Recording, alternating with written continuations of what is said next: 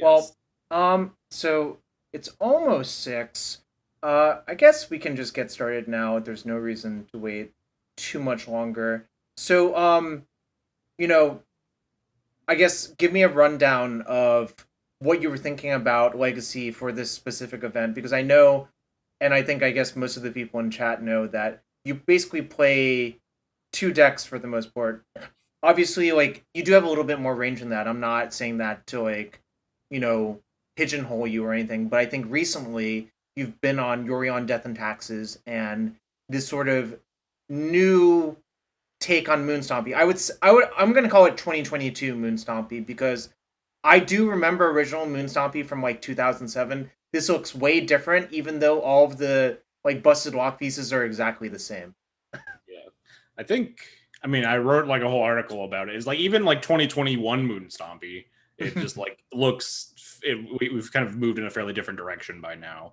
And I think largely because Moon Stompy got really bad after Modern Horizons 2, Mm-hmm. but got a couple of pieces that really reinvigorated the archetype. Um, but I was having a lot of fun with this list, mostly because Fable the Mirror Breaker is just a really, really fun card to play with. It does a lot of cool things. Mm-hmm. Um, and then I also got to play with new Dominaria United cards. I got to play with Squee Dubious Monarch, which I think almost never came up ever. We'll Mm-hmm. see later when we go through one of my matches. There's definitely a game where I could have, it may have come up if I just like remembered that it was in the graveyard. Right. But You're not an Uro player is the best way of putting it, right? I've been playing Timeless Dragon for like a year, but I always No, forget that card is this in my graveyard. this is closer to Uro than Timeless Dragon, It I has think. escape. That's literally escape text. Yeah, I think the reason they didn't want to use the word escape is because that's associated with Theros Beyond Death. Yeah, they don't like using Yeah. set mechanic keywords outside of like that those specific sets. Like Tireless Tracker doesn't have landfall, stuff like that. Or Surveil, which is really funny because like a bunch of cards have like pseudo Surveil, but none of them trigger disinformation campaign Yeah, that because it one's a doesn't. little wild. Yeah, which is kind of funny, but I mean, no one really wants to play against disinformation campaign, so that's also okay.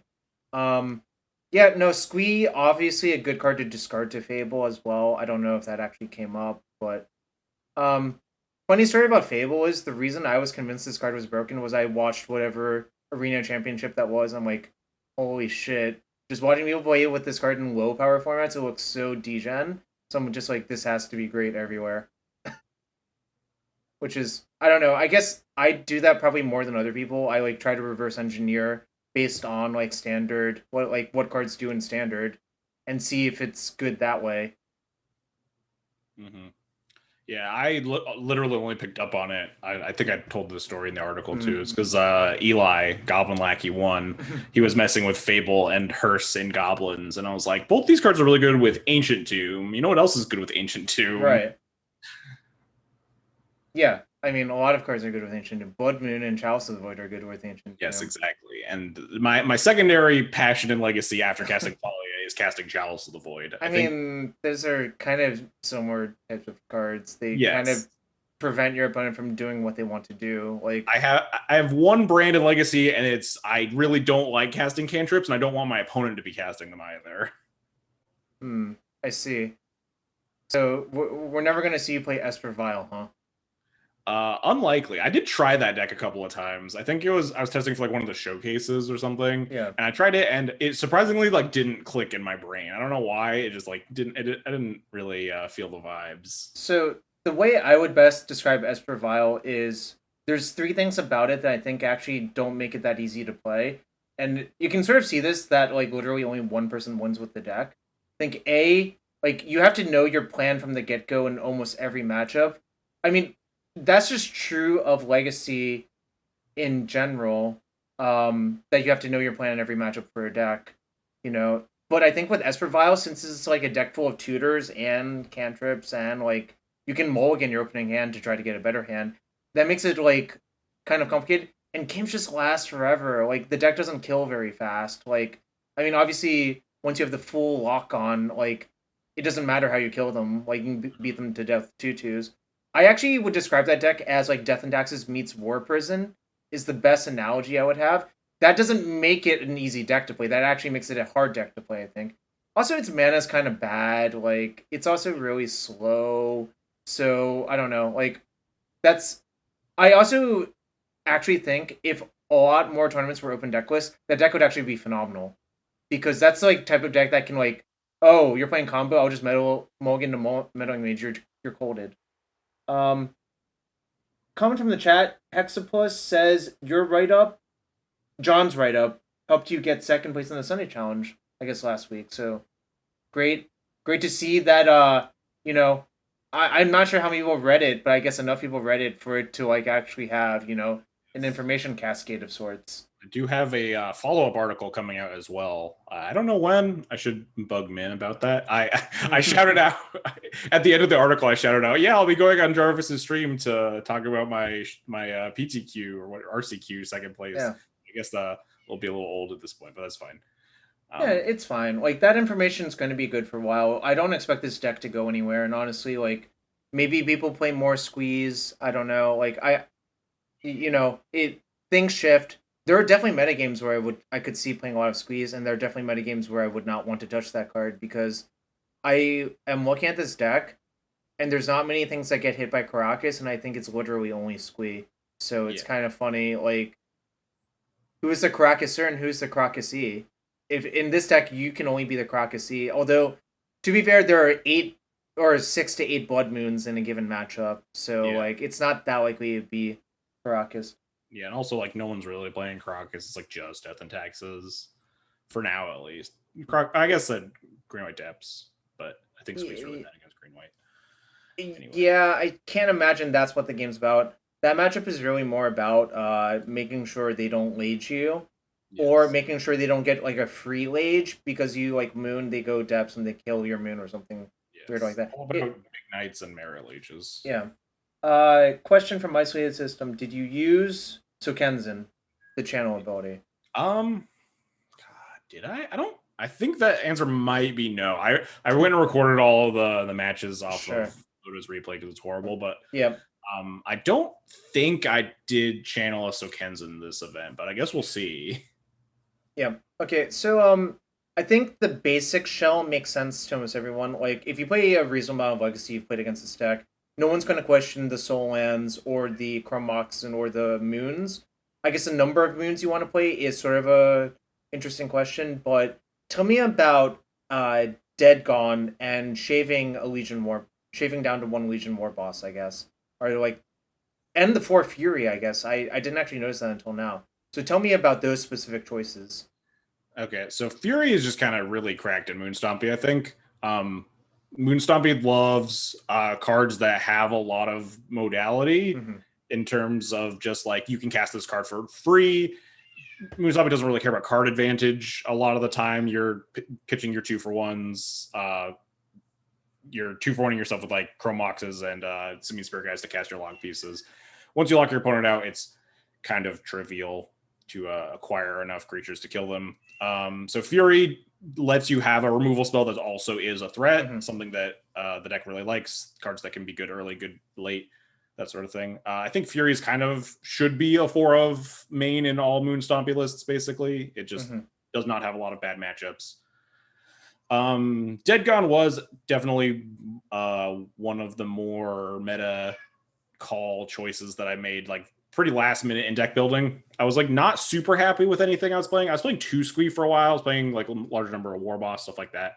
I think Squee does fall off pretty rapidly in playability. I don't think you could ever play more than 2 in this deck. And the second one is definitely like a lot worse than the first. Hang on, my cat is screaming to be let in. Chat, this is where you spam cat emojis. All right. Now you're in here. So yeah, Squee, while being really good with like the loot ability of Fable, Moonstompy is just not a good deck at getting to escape 4 ever.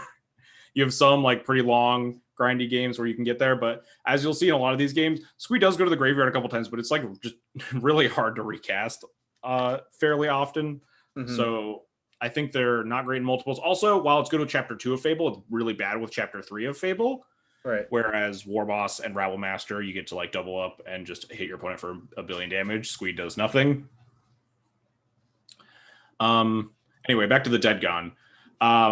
I was just talking about modality with Fury, and Dead Gone's a lot less modal than a card you'll usually see in that slot, like a Bone Crusher Giant, if you want a little bit of interaction. But Dead Gone is just really good against a lot of the decks right now.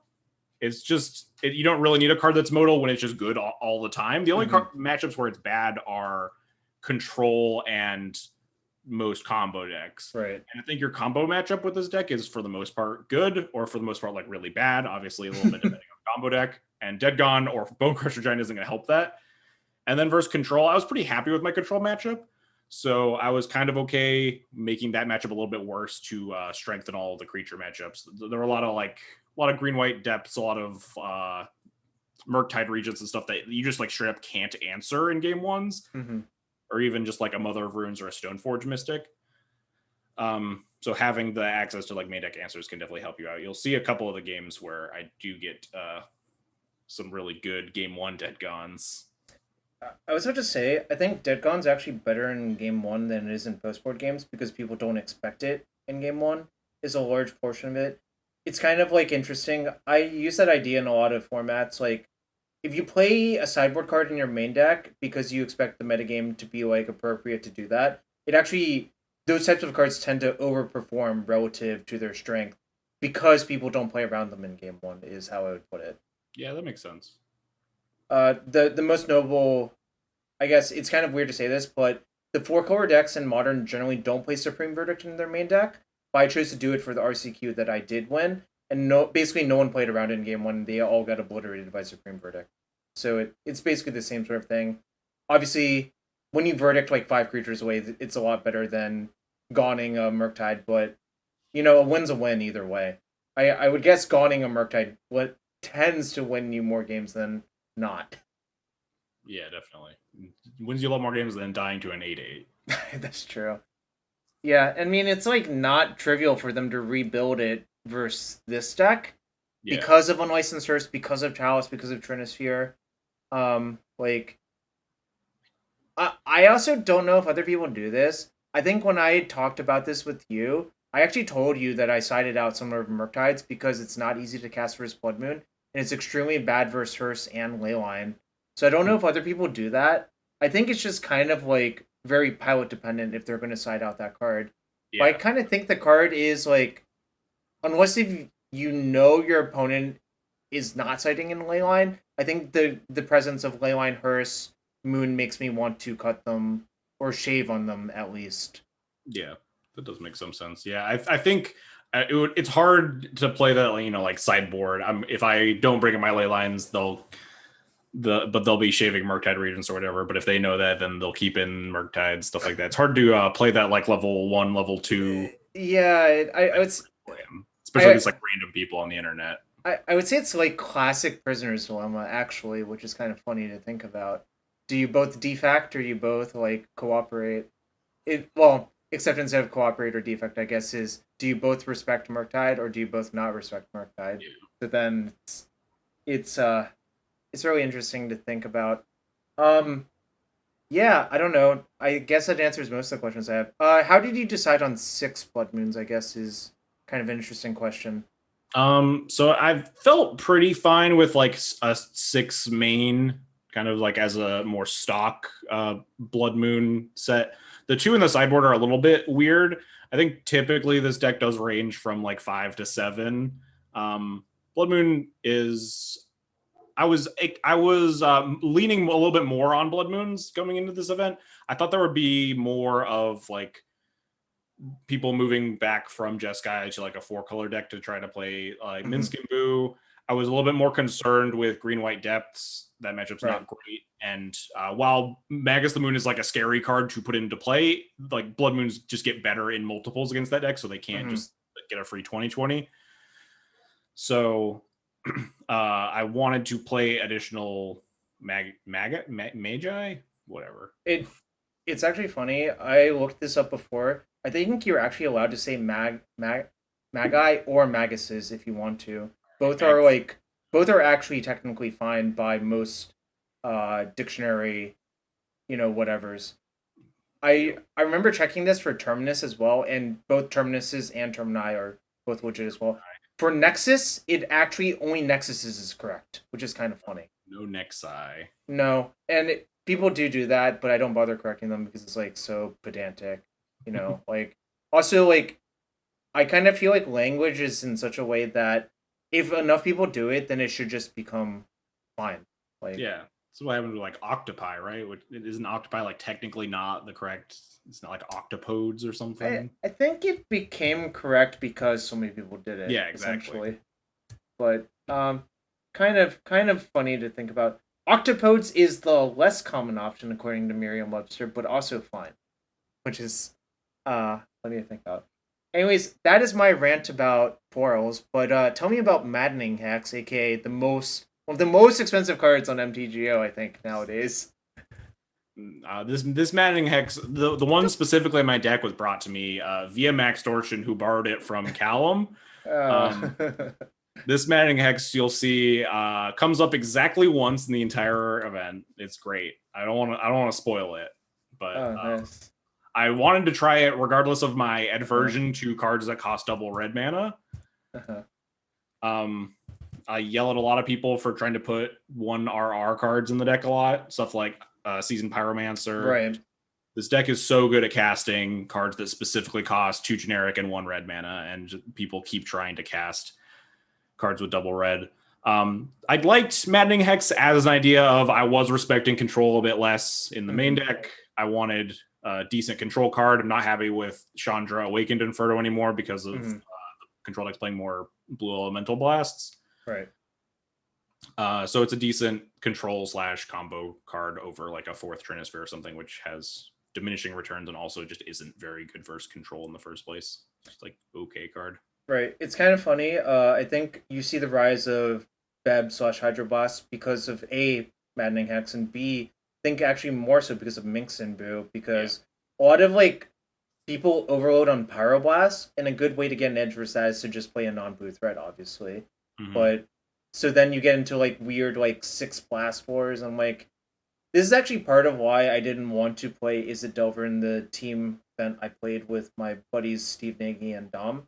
Because I just thought like the decks were just getting really inbred with like all these fucking counterbalances and shit, and I'm just like, I'm not about this because I think like, yes, I probably am like above 50% in those mirrors, but like why, like, I can probably do better just by picking a different deck that doesn't suffer from all that. That's why I played Naya Depths, which is, well, I guess green white, but very few red cards. Mixed flashing 4 blasts, aiding in the inbred of the meta. Oh, we have a hi from Lawrence Harmon. It's 1:15 a.m. in Kenya, and he's watching us. Holy moly, that is late. But good to have you here, Lawrence. Good to see you, Lawrence. And he did move, so he's not in the Eastern time zone anymore, is how I put it. Not quite. That cat's going ham. Yeah, tell us about the name of the cat. Yes, this cat's name is the one showing her butt to all of Twitch right now.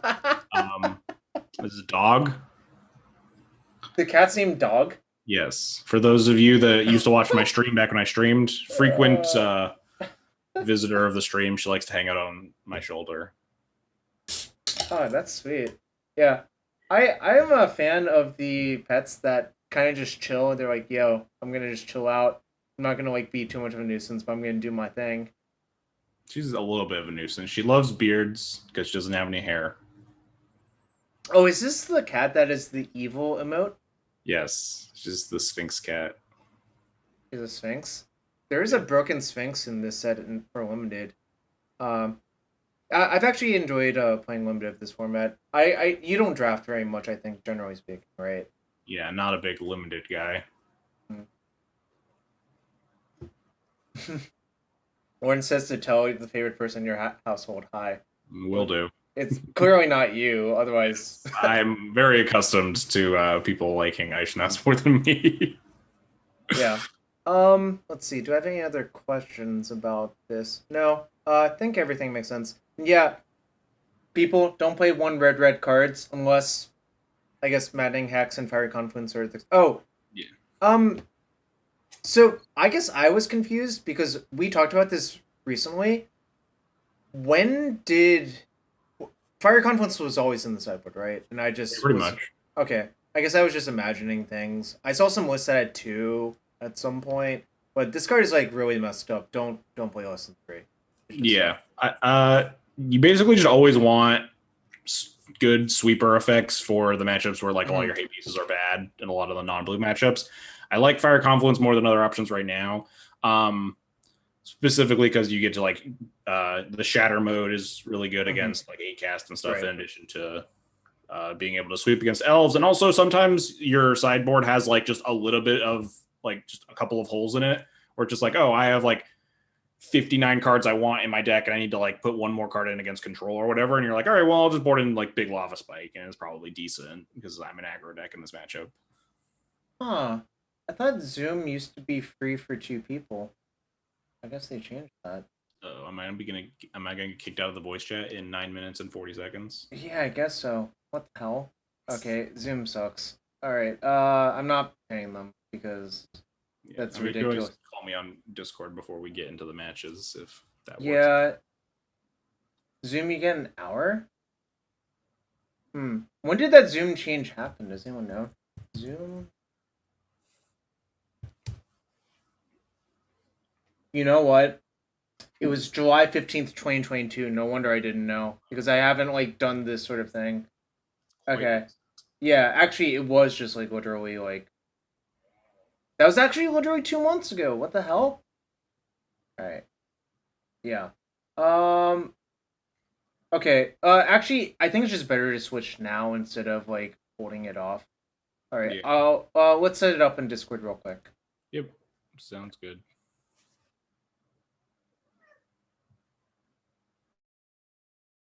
Sorry, chat. It will just be 1 second.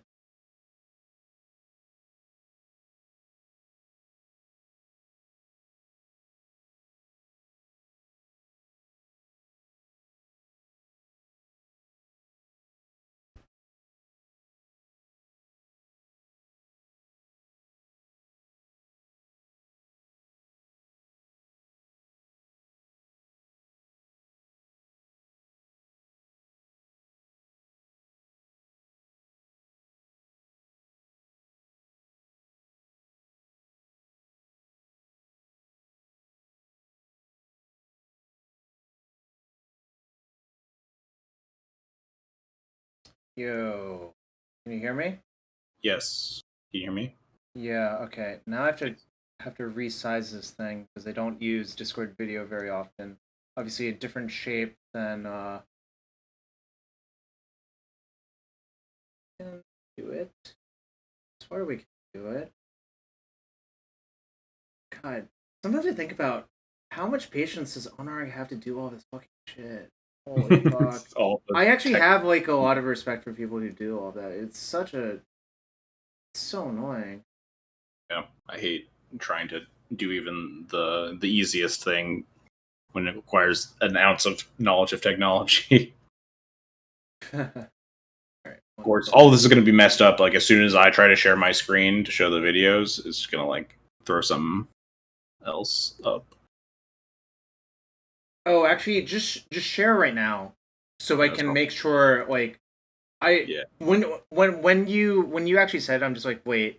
Obviously, it's gonna get fucked up because that's literally how it works. But I will share.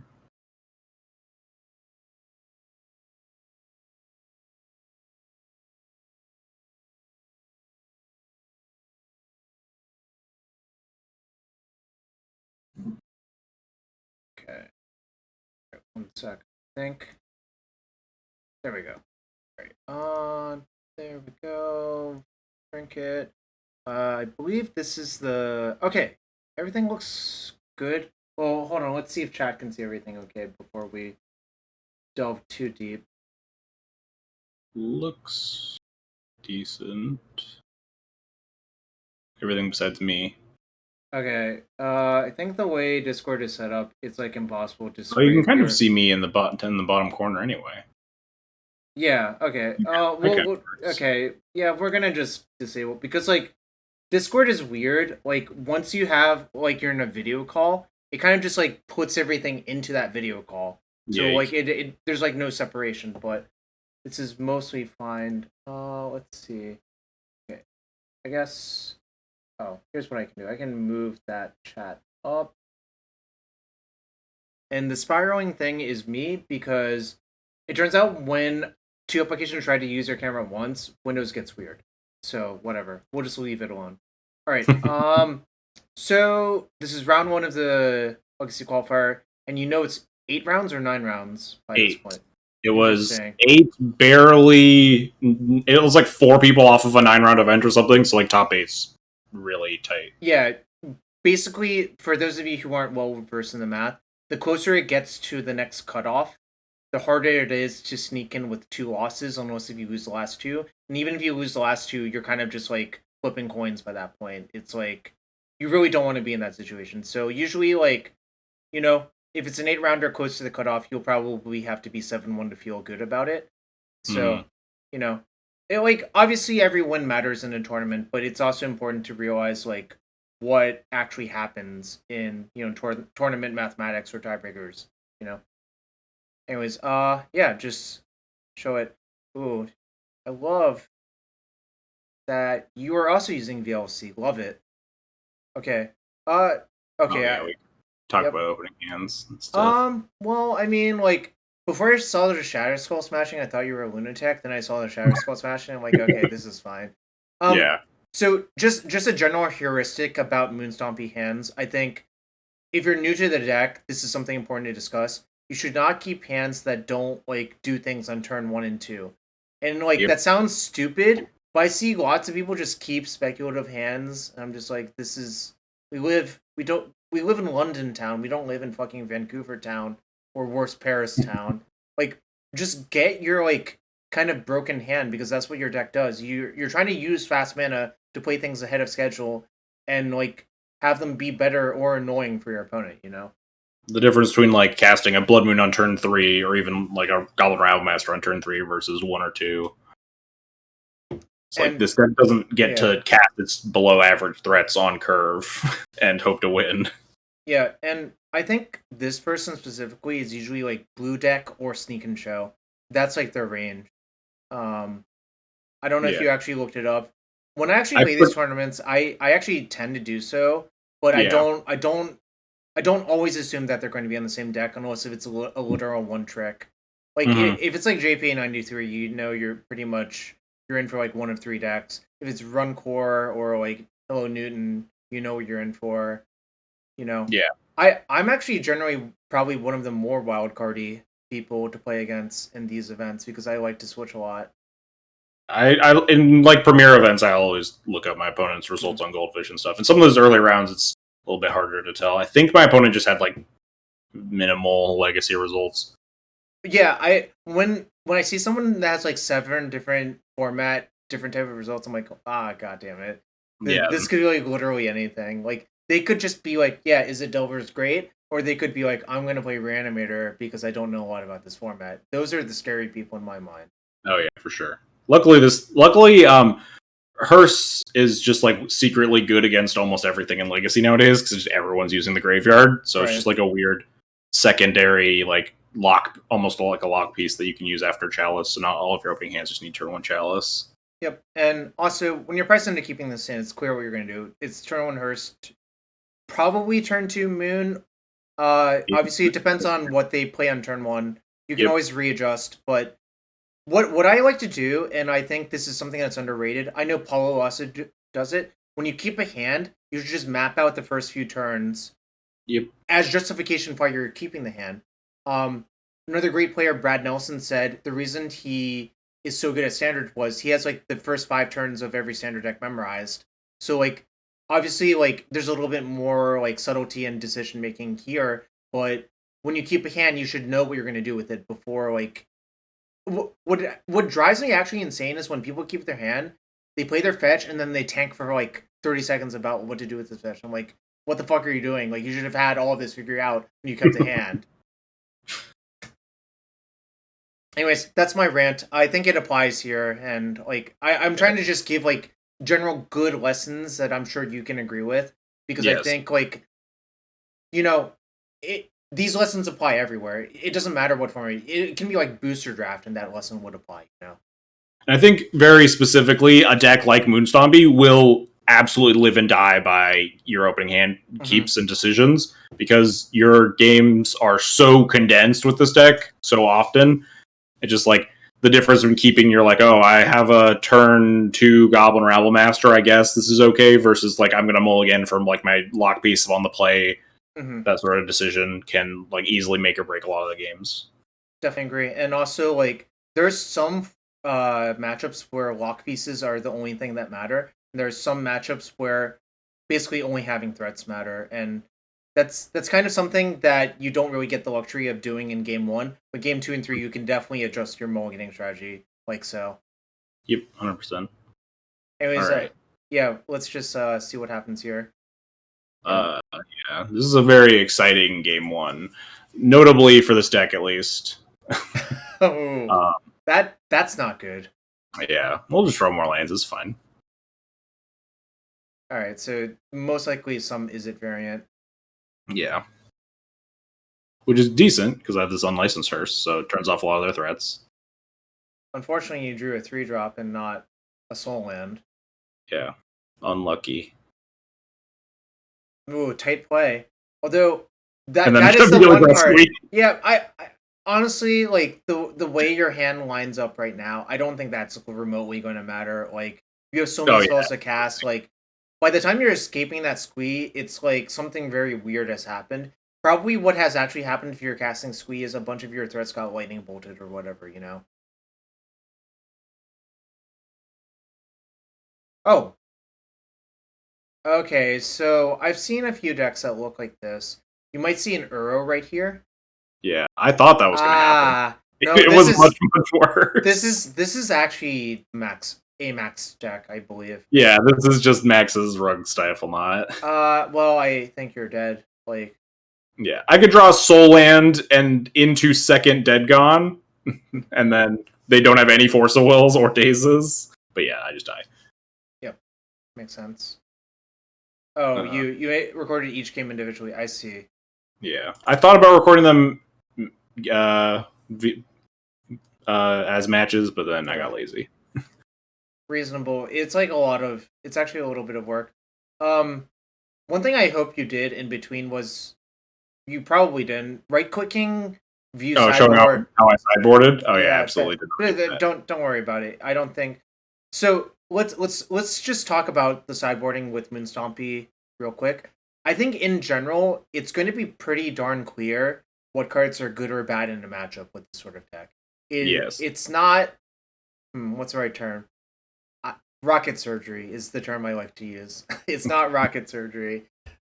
Because personally, I actually think rocket science is not that difficult. But yeah, rocket science, they just name everything very specific things. They name the thing exactly what it does. It's very clear cut. But rocket science is just mechanics, and mechanics is not that bad until like you get to the like 3-body problem. Well, we won't discuss that. Yeah. Well, I almost studied physics. That's what happened. So, I mean, mathematics and physics sort of go hand in hand. You know how it is. So it's Stifle Knot. You've cited in Fiery Confluence, and I guess you cited in Summer Blast because of Uro as well.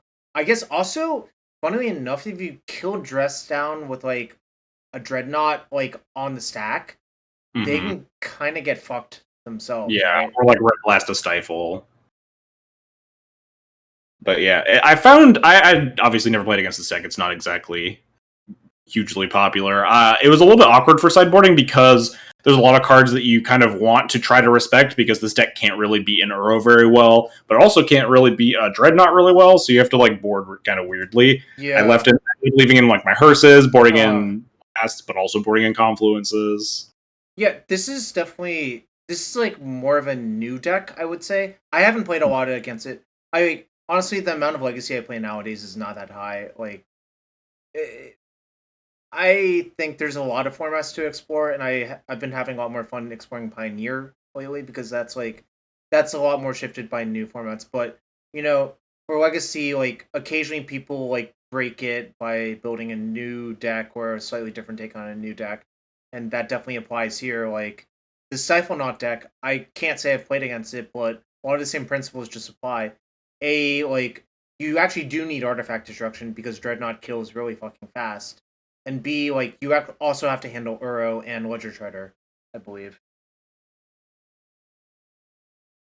This hand's just great. Yeah. Wasn't sure about the pitch card. I actually think I would have pitched Squee probably, but obviously it's your only threat, but it's kind of a bad threat is the problem. Like, it doesn't kill very fast and it doesn't scale very well. Like, they can probably just beat a Squee with a Ledger Shredder, especially since you have the Chalice on 1, which shuts off your own Reb. Yeah, it's also possible you could pitch the Reb, but I don't think the Chalice doesn't resolve, so you just want your Reb anyway. I don't think I would pitch the Reb, because if you resolve the Chalice, you're so far ahead as it is.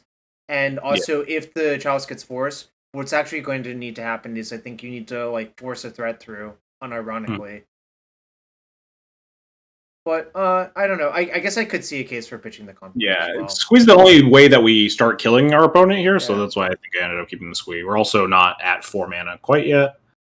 Yeah. Also, if the Chalice is in play, then my opponent fires off a bolt, presumably to like fuel escape for Uro, but then they type whoops in the chat, so I don't really know what their plan was. I think they fucked up if they type whoops, or they're mind gaming you. But this is why I actually generally play with the chat off. Because I don't want to think about if they're trying to mind game me or not. I think generally when something like that happens, you should try to ascribe it to having a reason until it's clear that they didn't have a reason for it. Yeah, I mean, it doesn't really affect my play here. I'm just going to keep attacking, so works out. And then you'll see, like, I also brought in like these dead guns, right? Because it's good against a Dreadnought. It's not great against an Uro, but it's decent against an Uro if they like stifle or dress down it in. Right. But then like they also can get really awkward if they just like play a control game. So like my hand is already clogged up with like a bunch of garbage. Yeah, and this is why Fable of the Mirror Breaker is so good. Yes. And then they bounce main phase, which is really bizarre. No, there's actually a correct stop to do that. It's BM combat. Yeah, for Squeeze specifically, maybe they thought it was like Rabble Masters, but then I recap. What's actually okay? That actually does make sense. I was actually kind of wondering if they should have just bounced the Chalice, but I guess if they have Daze, it actually does make a lot of sense to do this.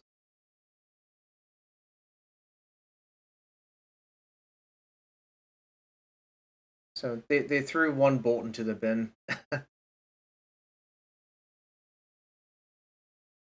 Yo, iteration. Iteration not very good. Exile Uro. Wow, that is a bad. I mean, I think it's correct for them to cast it, obviously, but like, that is a bad iteration. Holy shit! Now we got Grey Ogre. Strongest card in the deck. No, then we got the kill quadratically fast card. I kind of like thinking about Goblin token makers in terms of their algorithmic complexity. #nerd.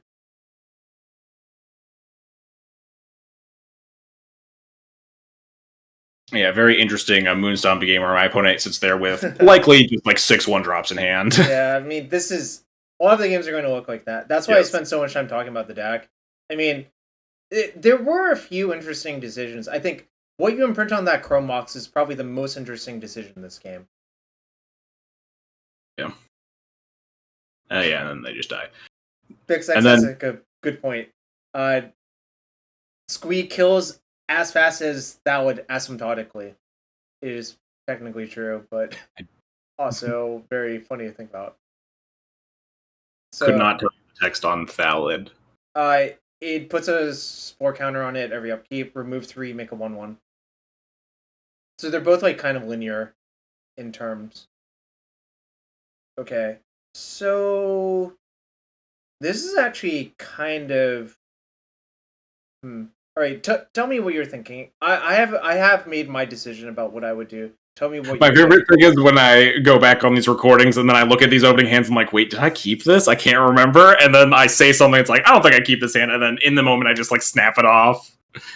It's just like, I don't think this hand is good enough. Although you're on the draw, your deck has like 29 mana sources in it, so I think it's pretty easy to actually keep this hand. Like, Unlicensed Earth is really good on turn 1. Like, to stop Uro, you do have Dead/Gone to potentially deal with like a Dreadnought, and you have like a lot of good threats. So it's 17 lands, 21 if you count the smashings. Oh yeah, sorry. That's clear land. 4 Chromox and 4 Spirit Guide. I guess that is 20. Holy shit! When did this deck plays so much mana? I had kind of forgotten how many mana sources it plays. It's kind of funny because like Storm decks actually have the same problem. They play a fuck ton of mana sources, and people just don't think about it. It's just that their mana sources are like all one shot designed to kill you. Like Dark Ritual in my mind is really the same card as Simian Spirit Guide. Like, I guess that's like a functional radical sort of deal. But yeah, I would probably personally mulligan this hand, but I guess if you told me it was correct to keep because you're in the draw, I would also. Let's find out if I agree with, or if my past self agrees with me. I think this hand's a keep. Okay, good work, me. 1 for 1 on correctly assessing how my brain works in the past.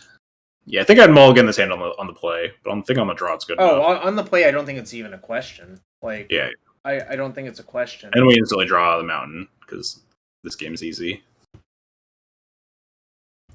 Think I pitch War Boss here? Yeah.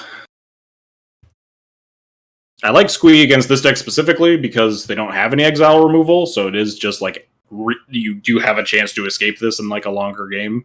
And then Rabble Master is obviously almost always the optimal goblin generator to play.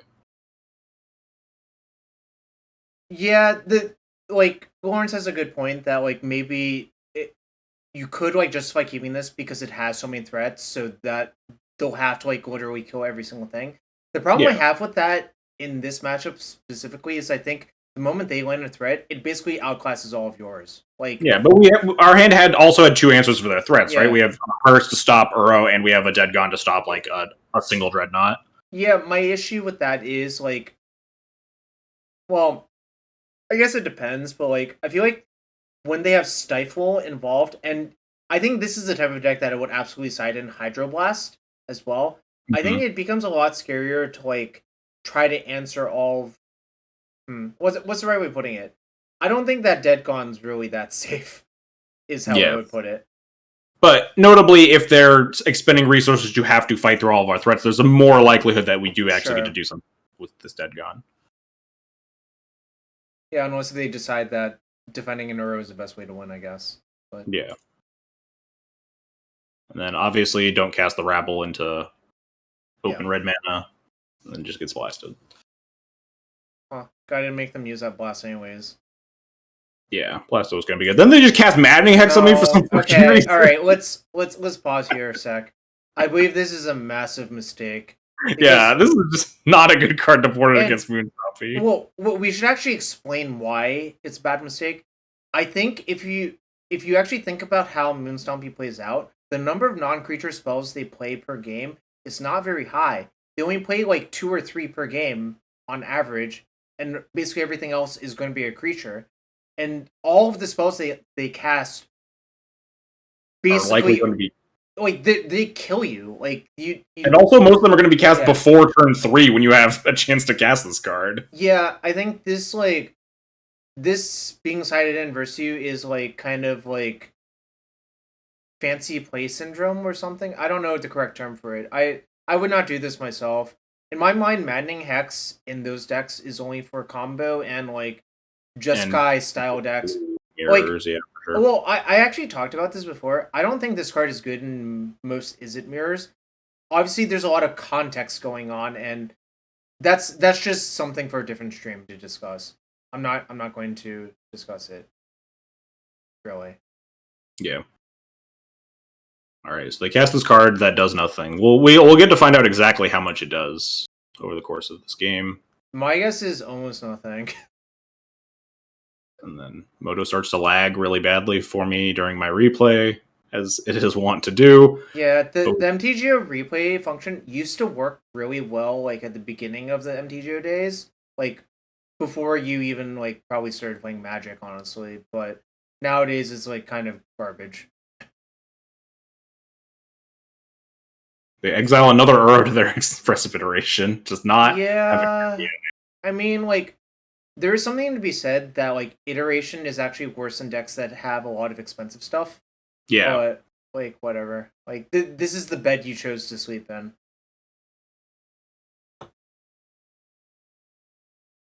I guess actually Lawrence brings up a good point. The one good thing about Hex is you can cast it versus Blood Moon, but I don't think that's like kind of misassessing how the matchup plays out, because I think if you're casting Hex under a Blood Moon, you're going to get killed so easily that that doesn't matter. Yeah, you're just dead under the Blood Moon. Like, the Hex isn't going to stop you from dying because it's not a clock. Yeah. It's relying on me to cast spells into it, which I'm just not going to do. Yeah, like this Rabble Master hasn't been killed yet. It's pretty clear that there's not a removal spell for it, so it's probably just going to kill XJ or kill Joker.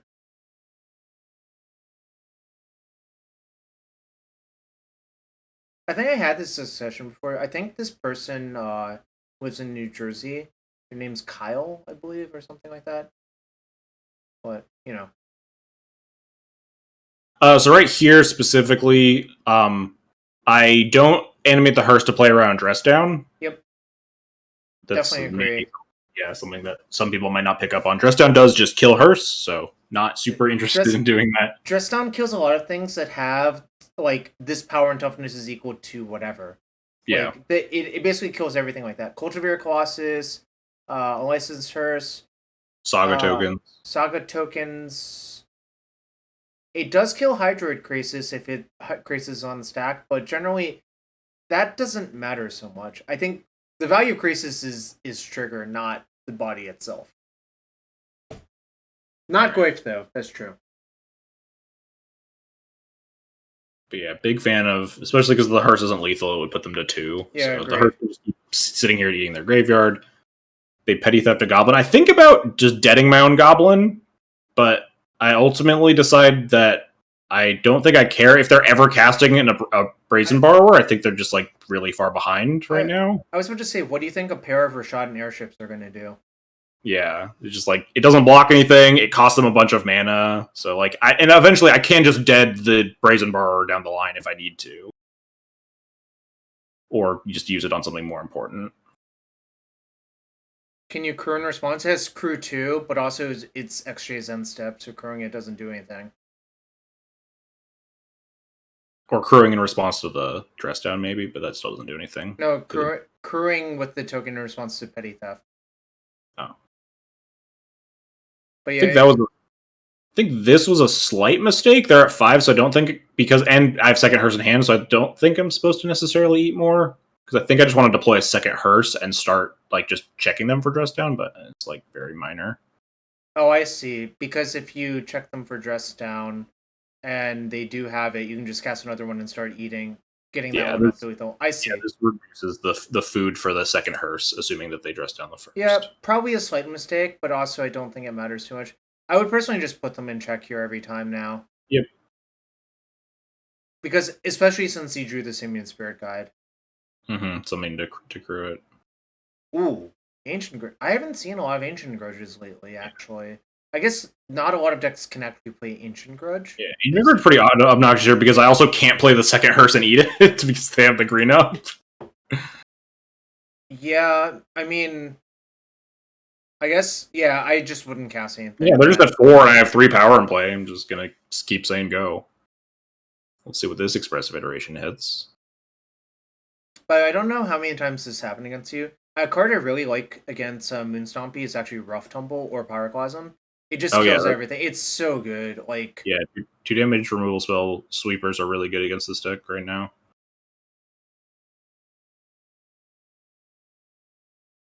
Okay. And they finally have dress down. So, they also tap the green mana. That's really interesting. They must have drawn the dress down the turn after you crewed, right? Yeah. Because it doesn't make any sense otherwise. You like found it off the iteration or something, but yeah, they're like, they tap the green mana, probably trying to find a bolt to like stay more alive or something, but then they get supremely punished because now they can't grudge this hearse. And that's the only damage I take from Maddening Hex all game. I take 3 from casting this hearse. I was about to say, this Maddening Hex has now been a lava spike. And then they just concede. Yeah, I mean, they're fucked. Yeah. Fortunately, the games with this deck are really quick. Like, yes. One or the other. We'll get a lot of very short games with this deck. Is your opponent using Omnath, but not Omnath Locus of Creation? That's the other Omnath, the one blue red green one. Yeah, no, Locus. No, not Locus of. I don't remember what it's called anymore. That one was kind of. Yeah, it was kind of a sick one when it came out because people loved playing it with Risen Reef. Yeah, the elemental tribal Omnath. Locus of the Royals. Yeah, that's what it was. Yeah, I remember there were a bunch of like SCG opens where I didn't go, but I watched a bunch of like the Canadian guys all play like this weird Omnath like mid-range deck. So on the play, Hand's great. Yeah, no, never mind. I was thinking it through. Yeah, the fail case with this hand is literally if you get wastelanded on turn 1, I think. But, yeah. Also, you could potentially not find another red and get like your Fable countered or something. Yeah, whatever. If you're against Delver and you play the Chalice and then they have days for Fable, but then you have a Chalice and play game 1 against Delver, so it's whatever. It's hard to say no to hands on the play that can cast turn 1 Chalice and then also cast other spells. Yeah, so I guess the question I have is, do you play Fable or Chalice on 1? And I think that's actually an interesting decision. Unless I know what they're on, I think I'm always just going to slam Chalice. Okay, sure. And then you play against 8 cast and you're like, fuck. Yes, and I'm very sad. That's almost what happens here. Well, yeah, I mean, we get to see. Do you play Fable before creatures a lot of time? Specifically, hands that need follow-up red mana, I would definitely play Fable before creatures, but it's very context dependent. Yep. And then my opponent, after seeing me go Ancient Tomb Chalice on 1. This is not a match. So it's it's the Stompy Mirror. So basically, let's unpack it for everyone at home. If XJ knew this was the matchup, he's never casting that Chalice. He's slamming Fable on turn 1 as well. Yeah. I'm casting Fable on turn 1, and then probably Chalice on 0. Interesting. I just turn off their Chrome Mox if they have a Chrome Mox. And this Chalice isn't doing anything else. But it's only if you're 100% locked to know that they're on the Moonstompy Mirror. But yeah, this is bad, but not the end of the world. We can still cast some of our spells. Actually, I think if you knew it was the Moonstompy Mirror, I would also just consider not casting the Chalice just to discard to Fable. Oh, yeah, that's reasonable. Yeah, because the rest of our hand are good. We have exactly 2 bad cards. Yeah, that's actually probably more reasonable than Chalice on 0. Yep. But I think it's a good thing that actually did not play Blood Moon on turn 1, which was also an option, because I think that would have also not been a good use of resources. Yeah, I think specifically that this hand was non-functional enough post-Moon. You would need to have drawn several lands or several mana sources in a row afterwards that I'm not super interested in slamming the Moon on turn 1 in the dark. Chalice on 1 into any number of cards in my hand on turn 2 with the Simian Spirit Guide, I think, is the line that leaves you the most free. Yeah, no. I would play the Fable or the Chalice on turn 1. It basically just depends on what you think they're... Surprise! They're on Painter. So at least this Chalice is doing something. Oh, that is unexpected. I guess it's not that unexpected. This is the Callum deck that has been running around. So I guess your Chalice is live, because something that I think is actually kind of scary is Painter Servant plus a bunch of blasts is pretty annoying. Or do you not think it's that annoying? No, it's yes, but I think just in general the Painter's more the Painter and the Imminent Threat of combo. I don't find the blasts especially obnoxious, at least with this deck specifically. You do just have Chalice to lock out a lot of that stuff, but also none of your ways that you interact with their combo are usually on the board, right? We don't have Pithing Needles or whatever. Mm-hmm. It's just removal spells to try to stop the combo, shatters, furies, stuff like that. I guess they can also counter your spells, but yeah. Or if they really want to go ham, they can just kill all of your lands. But Yes. Then they just cast another Fable. This game's going downhill extremely quickly.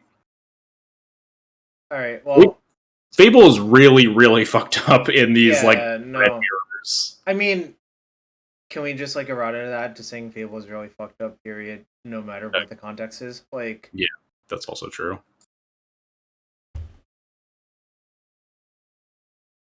Yeah. Definitely agree with discarding a creature, and definitely more bosses you're worse. Yes, we need to get on board. The issue is that we also just don't get to get on board this turn because we have to Blood Moon this Urza Saga away. Agreed. The problem is that they also just have 2 Fables, which means that they're going to have 2 Fables and a bunch of mana. And we're taking a bunch of damage, casting things through this Ancient Tomb over and over again. We're definitely on the back foot here. This game is very, very weird and different if I played a Fable on turn 1, I think. But yeah, I mean, obviously you don't know. I think generally from a statistical standpoint, it's so much more likely your opponent's playing a deck that's nerfed by Chalice. Mm-hmm.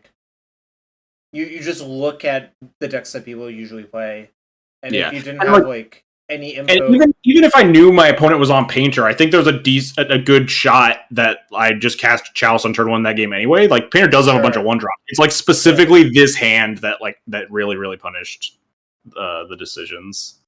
Yep. I mean, they went Fable. They got a bunch of mana. Your Fable was offset, and the third Fable. I mean, Fables find more Fables. That's literally how it works. And then Moto freaks out.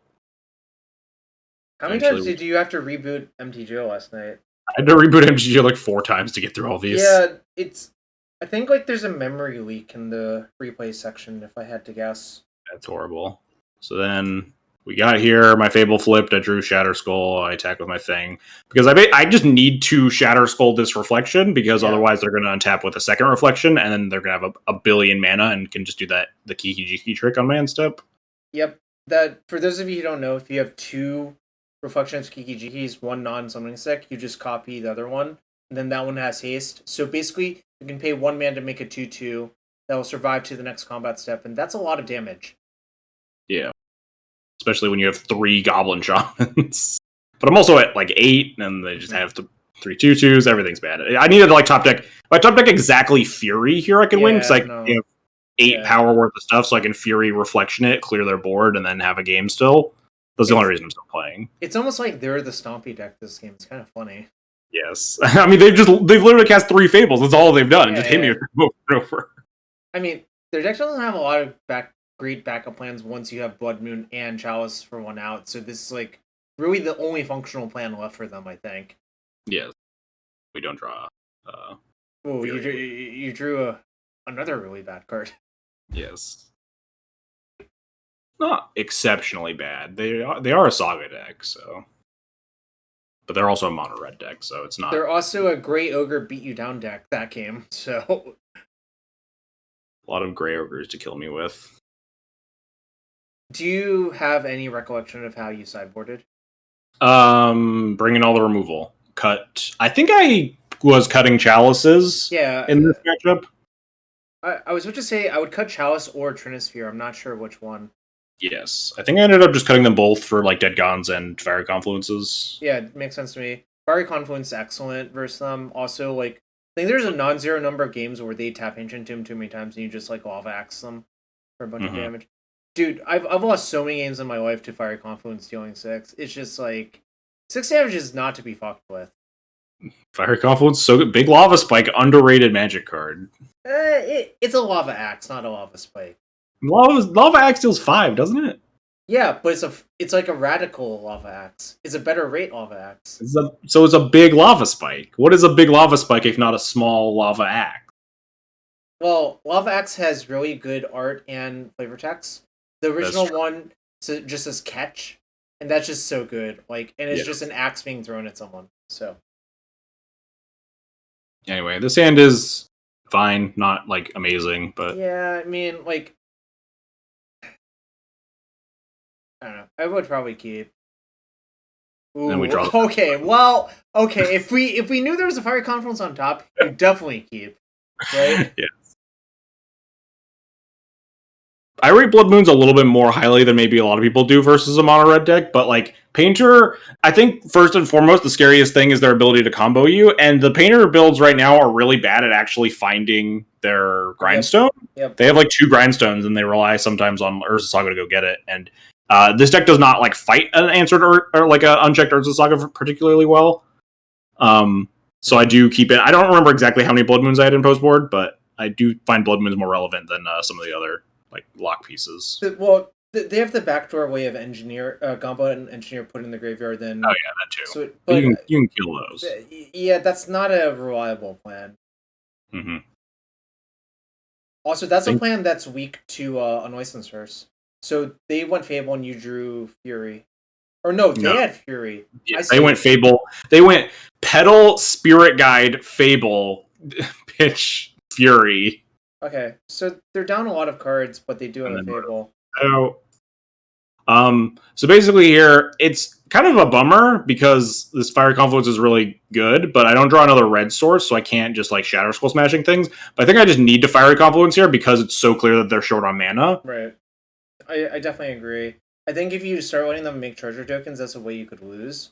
Yes. They can also, like, I don't know, like Welder might get out of hand with the treasures as well. Who can say? Mm-hmm. So I just wrath them, deal 2. There are versions of that deck that sideboard like Wormcoil Engine, and I cannot foresee how you ever beat a welded in Wormcoil Engine as this deck. I think you're actually just blue. Anyways, this is where I think blasts would be really good for them. Like they could just like kill a bunch of shit, but no, looks like they're flooding out. Yes. I mean, they burned so many resources in those early turns, but then we're also kind of like flooding out and also just have like bad cards. Definitely agree keeping cards in hand for Fable, just in case if you draw it. I don't know if you like actively thought about that. You probably did. Yeah. You just didn't play out your land. This is like that's some classic draft shit going on there. Just figure out, should I keep this mana source or not? And the answer is, well, like, what the fuck does this mana source do for you? Actual nothing. So you should just sandbag in case if you draw like the looter, essentially. I guess in blue decks is brainstorm, you know. Don't worry, Lawrence. I can read your jokes, and I do appreciate them. Lawrence making all the Owl House and Amphibia jokes. Also, everyone in chat right now, we're in round 2. Everyone watch the Owl House. All right, there will be a reminder 5 rounds from now.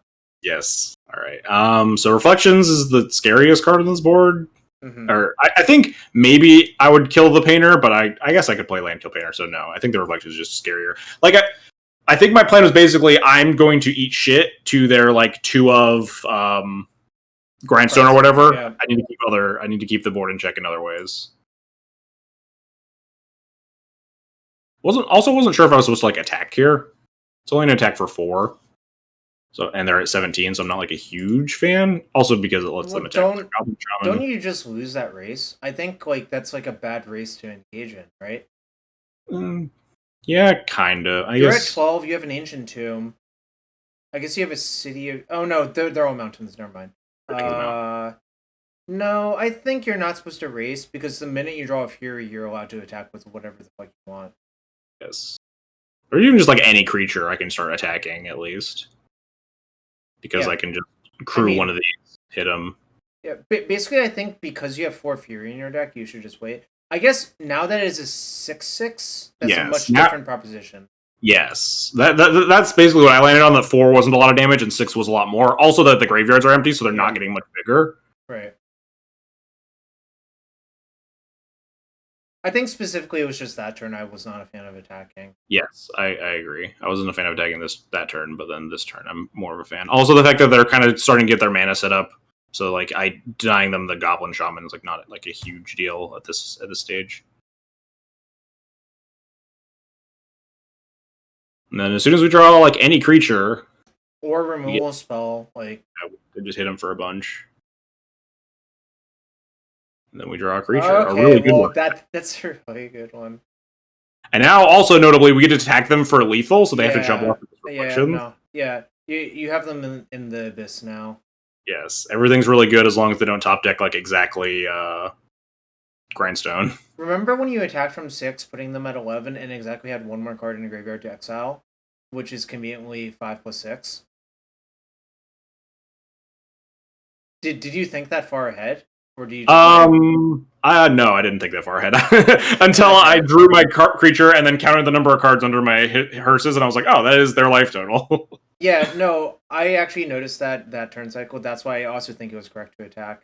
But the attack for 6 plus the attack for 11 if I draw a creature. Yeah, exactly. I mean, that's just like, if you want to get better at almost all Magic, play draft, because you have to do that shit so often. Like thinking about what you can draw to make like it exactly lethal in a lot of scenarios. Don't do what Honorok does, which is not play any sort of combat Magic, and then you have no idea what to do in those situations. And then Fable's just so likely to draw us into literally anything to kill the opponent, and it draws us into like that is a lethal card. Also, laying lands. If you've ever watched Gravity Falls, you'll probably love Owl House. It's made by a lot of the same people. Very similar in not design, but I don't know, theme.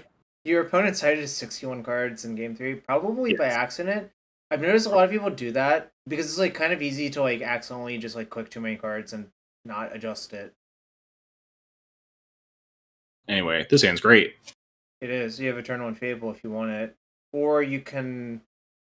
I guess maybe if you draw an Ancient Tomb, it actually works a lot better. This always makes it scarier because they have the Grindstone now. You don't have a lot of answers for Grindstone on the deck.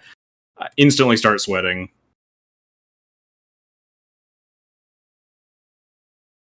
Definitely agree with playing Fable here on turn 1.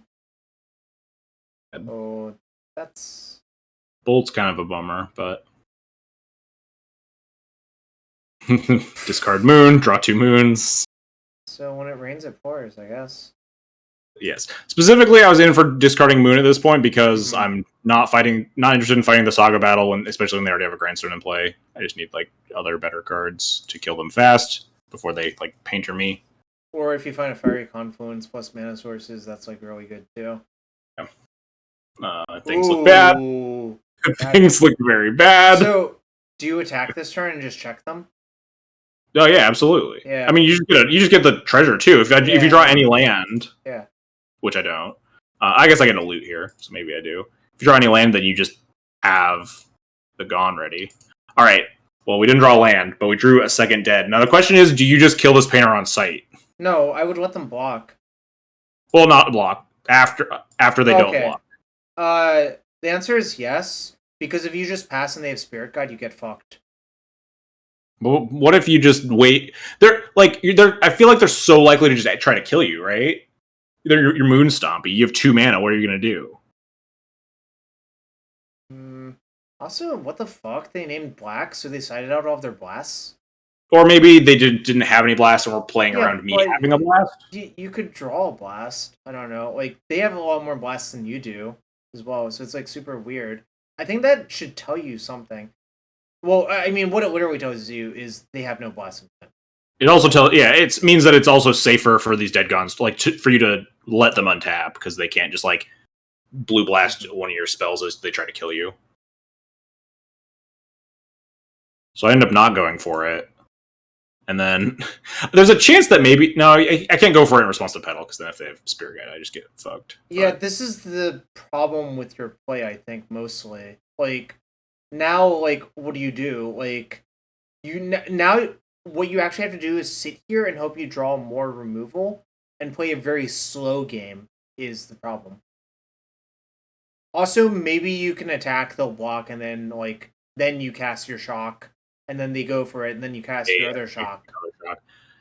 Also, unfortunately, I can't even Reflections my Goblin token to get more treasures, because if I tap out, there's a chance that they just activate and try to kill me, and I don't have double dead. I absolutely would kill you right there. Because, like, if you know a Moon Stompy deck, they don't play Lightning Bolt.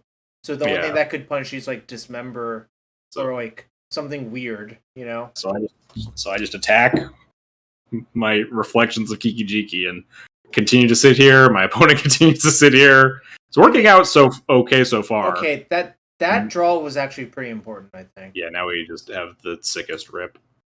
Here, I think I wasn't supposed to copy. Moto Freeze No, out because I would have just played Ravelmaster, I think. and just keep leaving up double dead. Yeah. Can I get it to a point where it's not hideous? There we go. Yeah. Anyways, like I think like you kind of made this game a lot harder for yourself than you had to. I think if you just fire off double shotgun the first turn cycle, you're way better off. But yeah, probably. Yeah, I wasn't sure. That was definitely a point that I tanked. I wasn't sure if I was supposed to double dead or not.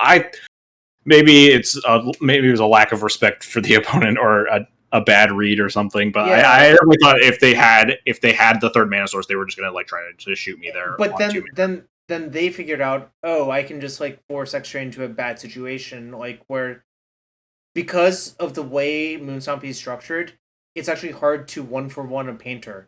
Like then like you get into this weird game where they're like essentially double porting you per turn, you know. Mm-hmm. But now I think when you drew the tomb, I think things are going to be fine.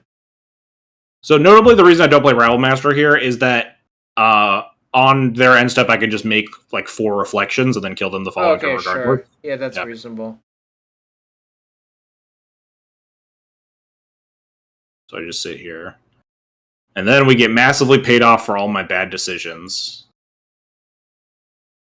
Because they cast second painter and then activate. Well, so that actually makes sense for them to do. Right? I mean, yeah, they're dead if they don't do this. Yeah, but now you just double in someone and kill them, obviously. Yes, now I just get to double gone their painters and I win. Okay, well,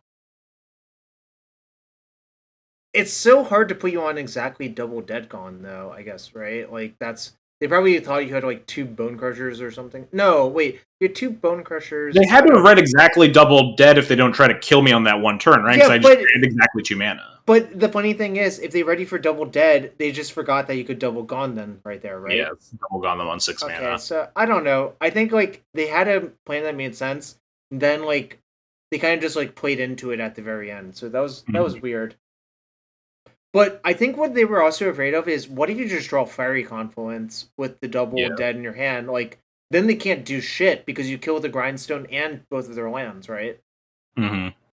You just shatter everything. They might have played around a Braid. How common is it for Moonstompy to have a Braid? Yeah, I don't think a lot of Moonstompy decks will have instant speed shatters and stuff like that. But the problem in my book with having something like a Braid is, like, it's kind of low impact. It's kind of hard for Moonstompy to sideboard a card like that, right? Yeah.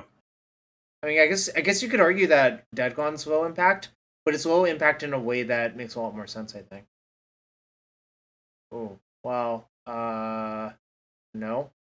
Yeah, hand not very good. Opponent's on 61 cards. Notably. I don't think I read into it very much. There's like at the back of my mind I'm like maybe goblins, maybe oops, but like Right. And then this hand is fine. Yeah. Definitely agree with Bottoming Fury there as well. Yeah.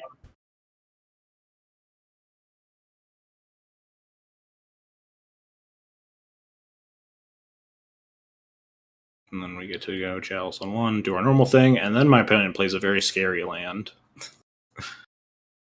This probably either Turbo Depths or the Mono Black deck I've seen floating around. Yes, I mean, I think I knew it was Turbo Depths because I think they had like some older results with Turbo Depths, so I think that was my assumption. Sure. Yeah. But I don't have a Blood Moon in my hand, which is a bummer. So I hope they don't turn to me and then play Fable to try to draw into it, and then they turn to me. Well, you can draw Deadcon, which is like an advantage of this list, right? Yeah. And then I don't draw Deadcon. Okay, I mean, like a 2-outer off of 2 draws is not a lot of looks. Yes. I guess you had 3 draws because you had draw step, but that's still like very low probability. Yes. But both teams tried hard. So do you side out Trinisphere in this matchup? Yeah, Trinisphere is like yeah. Hearse doesn't do anything. You just board up a bunch of Blood Moons and Blood Moon them because that's your only plan. And Dead Gone. Yeah, and hope that they don't have like the weird like other Splinter Twin scenario of like you moon them, then like they play Adepts and then kill your moon. Yeah, that's why one of the reasons that I like Magus again is because you can easily lock a lot of players out with Blood Moon, but if you're playing against Depths players, they can just go like Blood Moon and then cast their free Force of Vigor. But it's a lot harder to kill a Magus under a Blood Moon unless you're like a Lightning Bolt deck. That's definitely true. So like this deck specifically, Turbo Depths, it has like just no ways to take a Magus off the table. You need like double Lotus Petal or whatever to cast your Abrupt Decay. Yep.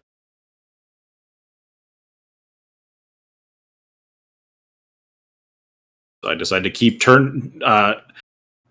I liked my turn 2 cast a Blood Moon. I play out the Chromox here to play around Thoughtseize because they can't obviously Thoughtseize a moon, but they can stop you from casting it on turn 2. I was gonna say it makes sense to do that because of Duress and Thoughtseize or Inquisition or like any of those cards really.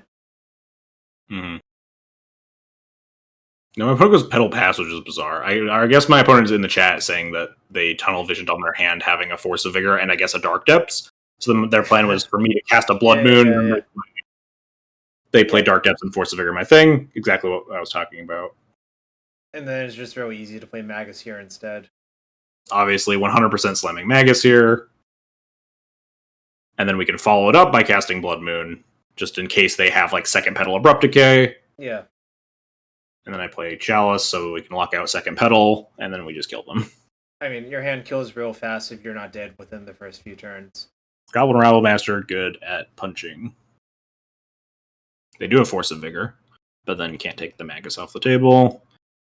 Also, Squee and Rabble Master are a really good combo because the Rabble Master hits really hard on the second turn.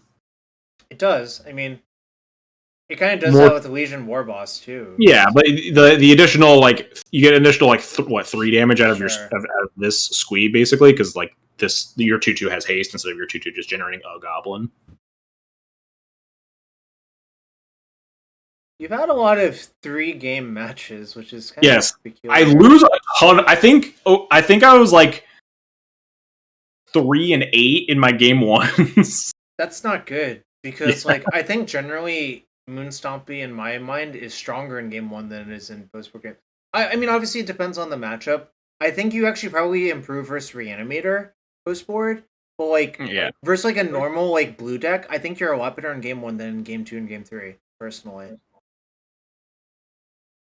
Yeah, it's definitely like these sorts of strategies do thrive a lot on the game 1s because you just have all these like lock pieces. If your opponent doesn't keep a hand that can beat them, then you just need to get to crush them. But I don't know. I lost a ton of game 1s that day. It was pretty brutal. At some point, I think I was 0-5. No, I was 1-4 by round 5. Then I win a couple. But fortunately, you can be 1-4 in game 1 and still be 5-0 in matches 1. So yes, and I think at this point. I'm like pretty terrified of like Turbo Depths on the play. I think I was actually chanting Mole to 5 here, and then my opponent moles to 4. It's particularly brutal. Also, I'm always keeping your hand. That hand's excellent. Like, yep. Turn 1 Moon. If you get Thoughtseize, you turn 1 Rabble and Pray. Like yeah, I mean, and also they're on 4 cards. Like at the moment they mulligan to 6, I'm probably keeping his hand for sure. I'm also just keeping the hand regardless. I think. Yeah. You keep turn 1 Moon like 100%, or turn 1 Magus specifically 100% of the time. Someone asks, what combo decks do you think are best against this deck? I think Sneak and Show matchup is almost unwinnable. That matchup is so bad. Makes sense. You don't play like any Ensnaring Bridges. Yes, your moons do nothing really. Yeah, the less impactful you can make all of Moon Stompy's hate cards, the better the matchup is. Like that's why like Doomsday has a worse matchup because you get to like block them out with like Blood Moons and Turn Spheres and stuff. Mm-hmm. But like Sneak and Show is built to cast a 3-mana spell. They can play through Chalice decently. They don't care about Blood Moon at all. Stuff like that. Fortunately, Sneak and Show has been like hunted out of extinction pretty much. Oh yeah, definitely. How many Pyroblasts are people playing? Fucking, you just get Pyroblast in game 1 of Sneak and Show. It's like so unpleasant, you know? Yeah. Anyway. My opponent keeps on their 4-card hand. I mean, I'm keeping virtually any reasonable 4-card hand by this point. Yeah, they have a fetch, so they can get a basic if they have one. So it's like, this is scary. This is very scary. We draw second Magus, and... Okay, yeah, I'm burning all of my resources to play yep, Magus. We have exactly one plan with this hand. It is attack them with Grey Ogres. They cast Hexmage, which we have Fury for. I was gonna say, like, without that Fury, it's actually not that easy for you to get through Hexmage. Yeah. I think this Chalice was like kind of stupid, but it's like kind of minor because like they don't really need more petals. I guess it stops more Hex Mages, so maybe it's not that stupid. The only bad thing about it is it would stop me from drawing Chrome Mox. Mm-hmm. Then we draw Chrome Mox, but I don't think it matters because no, I mean they're like almost dead. Yes.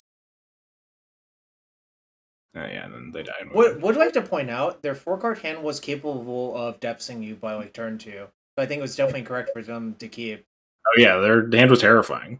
Yeah, I mean that's also a beneficiary of the one in Mulligan, like these decks. Like specifically Turbo, those hands like it can kill really fast if it needs to, you know?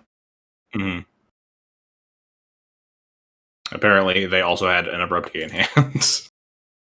Yep. All right. Kill B, so you know what you're in for.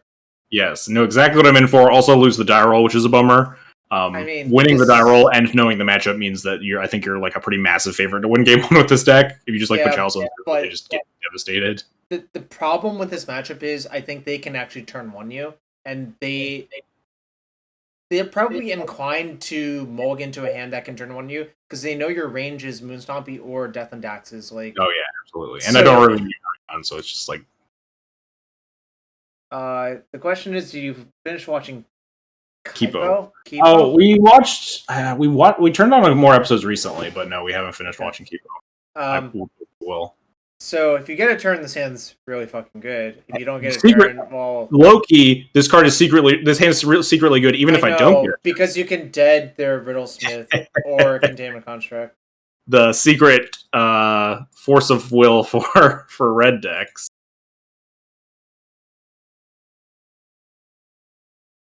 So good. It's so good. It's so good. They cast Gamble and we just fucking get his ass. Yeah, this is good. So Dead Gone coming up big again. Yeah, Dead Gone huge there. Alright, so do you Chalice for 1 and 0? Nah, I want to play a 3 mana card here. I also don't know how good Chalice on 1 is first. I think it actually is good, weirdly enough. But Chalice on 0 is definitely the correct one. Do first, obviously. Oh, I think, and then I think it's conceded, yeah. I mean, I think probably I would have played both Chalices out, but I also think like if they're conceding to a Chalice on 0, it doesn't matter what the fuck you do.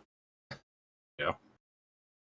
God, that was a sick game. I was so excited when I had Simeon Spirit Guide dead in my hand. I was like, yes, we can win a game on the draw. But the thing about that deck is like obviously while it's called like Riddlesmith or like the Riddler or whatever, they can actually kill you without putting a creature in play as well, just by chaining enough spells. And like the way the deck is constructed, it's actually pretty reasonable to just keep shuffling the leads back in to like storm off for like a fuck ton on turn 1, you know? Yeah. Anyway, sand bad. Hand much better. Yep. Put back the Blood Moon that doesn't attack. Question for you is: did you side in Blast? Yes. I think I brought in almost my entire sideboard. I agree with that. I think Fury is garbage, obviously. The Hearses are not very good, I think. Yes, Hearse is like pretty bad. You can like sometimes get an echo with it if they have like Containment Construct. You can like respond to the trigger, but it's just like wait. I ended up, I think I cut like Furies, Hearses, and like some of like the slower like Rabble effects or something, and then brought in. I think the entire sideboard comes in. Maybe I'm forgetting like one card that's bad in the matchup, but. Do you like Fiery Confluence? Yes. Okay. Oh, that's kind of a bummer. Yeah. It's sad. And they play an Urza Saga, which is not a bummer. Okay, well, you're going to fucking sinkhole right now. Yeah, that's one of the cards you would choose for them to play that turn if you like Mindslavered them. Absolutely deal. You get this Urza Saga. So here, I think I'm not winning this game, like just trying to hold up a dead for a creature Right. with my 2 damage clock, so I just tap out to try to kill them, and then I can hold up the dead in all the other turns. I agree with that. I start sweating a little bit, but then he just passes the turn, so we just get to kill the thing, attack for a lot. I'm definitely imprinting Leyline to Chromoxia. Cast my other Grey Ogre. I mean, it's another 2/2 to beat them down with. Gotta get him killed. Pitch Ancient Grudge to this Chrome Mox. That's interesting. I guess I actually... Good against Chalices, I guess. By the way, did you know the Gemstone Mines are in their sideboard? I knew he had like 1 in his sideboard or something. I think it was 2. Yeah, this whole breacher was like bizarre too. I had no idea that this was going to happen. Also, he sacks the Lotus Petals instead of tapping the Gemstone Mine. I'm very confused. He has to, right? Oh, and he needs blue mana, yeah. Yeah, no, that's literally the only way you can cast that thing. And Chalice on 0 is like probably the check mark. Cast Gamble and concede before it resolves. All right. Yes, my one of my only game 1 wins and 2-0 wins. I mean, both those games kind of looked like a massacre. Yeah, I think that matchup is really good for Moon Stompy, especially if you can like win the die roll. Also, Poker's Wizards notably they're infamous for playing slow, and it's unclear if it's their internet connection or if they just double key a lot. I've never figured it out. So slowly. I think it was like 21 to like 7 minutes by the end of this match. It was horrible. But Luna also played them the previous round, so I knew that they were on Ant. But I think all their results are just Ant, right? They played some weird shit too. Probably recently it was Ant, right? Yeah. I was not thrilled about this hand on the draw against Ant, but like mulliganing versus the discard deck, not super exciting, and like Transfer is your best hate card if you do get to resolve it, and they're going to 6. Yeah. They've played some Reanimator as well. Actually, I'm looking at their results. Their last 2 Legacy tournaments were Reanimator and Death Shadow. Well, maybe I only knew that they were on Ant because Luna literally played them the previous round and told me. They played Ant in like May 22nd of this year. So like they actually switch around a lot. So it is good to get the info from your yes, your teammate, people obviously. that you are friends with. That'll come up much later as well. Very pivotally. I mean, this always happens in like tournaments when you're doing well, like whether it's IRL or MTGO. Like, yes, you chat with your friends. It's just digital scouting, and then they Thoughtseize me and then kill me on turn 2. Like, not a lot. Did they even cast that Brainstorm? No. Wow, their hand was just really good on a mold. Yeah, they mold to 6 and then turn 1 Thoughtseize, turn 2 kill. By the way, I don't know if you keep up to date on Ant builds. The Burning Wish tells you a lot about their deck. It's basically the Demonic Tutors list. Like, that means they have no Abrupt Decays. Or whatever. Mm-hmm. Alright, and we're dead. It's a lot of tendrils. It was exactly tendrils. But they probably could have done more. They just did it fast because they don't want to waste time. Especially with their typical pace of play. Yeah, their turn 2 kill took 6 minutes. I mean, I kind of think that's okay. Because if you know you're gonna, like, if you're playing a fast combo deck and, like, what's the best way of putting it? I think if you played at, like, a normal speed and your, like, game takes 2 minutes, but you spend a little bit more time thinking it takes, like, 6, is actually probably a good way to make sure you don't make any, like, stupid mistakes. Yeah, if you know you can avoid timing out, then, like, taking your time is the most, like, optimal way to play. Well, yeah, Stefan and I talked about this a lot. He says that the reason he takes so long on his Delver decisions is he never times out with Delver, so you might as well just make sure you never fuck up. Yeah, exactly. I'm not super excited about this hand, but it's like good enough. Especially on the play, turn 1 Moon. Yeah, I think Moon is actually pretty good for Ant. I think Moon's actually a lot worse for Test because of Mox Opal, in my opinion. Yes. But specifically on the play where Ant can't like fetch out into their basics, they have like what, 1 island, 1 swamp or something. Yep, agreed. So I'm happy to just... Oh yeah, this was also a 6. I forget what the 7 was. Pitch smashing, yeah. I can cast the Confluence if I need to. Oh no, I can't because I Blood Moon myself, but whatever. And then we don't draw anything exciting. Opponent also doesn't draw anything exciting. That's pretty exciting. Yes, Chalice. I play on 0 because it cuts off more colored mana. Yeah, I pitched the Smashing over the Spirit Guide because if I draw a threat, then I can pitch Spirit Guide attack. If I draw a land, I can cast Spirit Guide. Yeah, I agree with pitching Smashing. That's why I pitched the Smashing over the Ape. And then we draw more cards we can't cast. Everything's really bad. Maybe we finally draw something. It's your 1 Legion War Boss. Way to draw your 1 of. Yes. And then my opponent draws their 1 of. Draws their basic island, and then Chain of Vapors my Blood Moon, and then just... Oh, that's kind of terrifying, actually. Yeah. Gets to just do all this bullshit. I was really mad about the basic island top deck.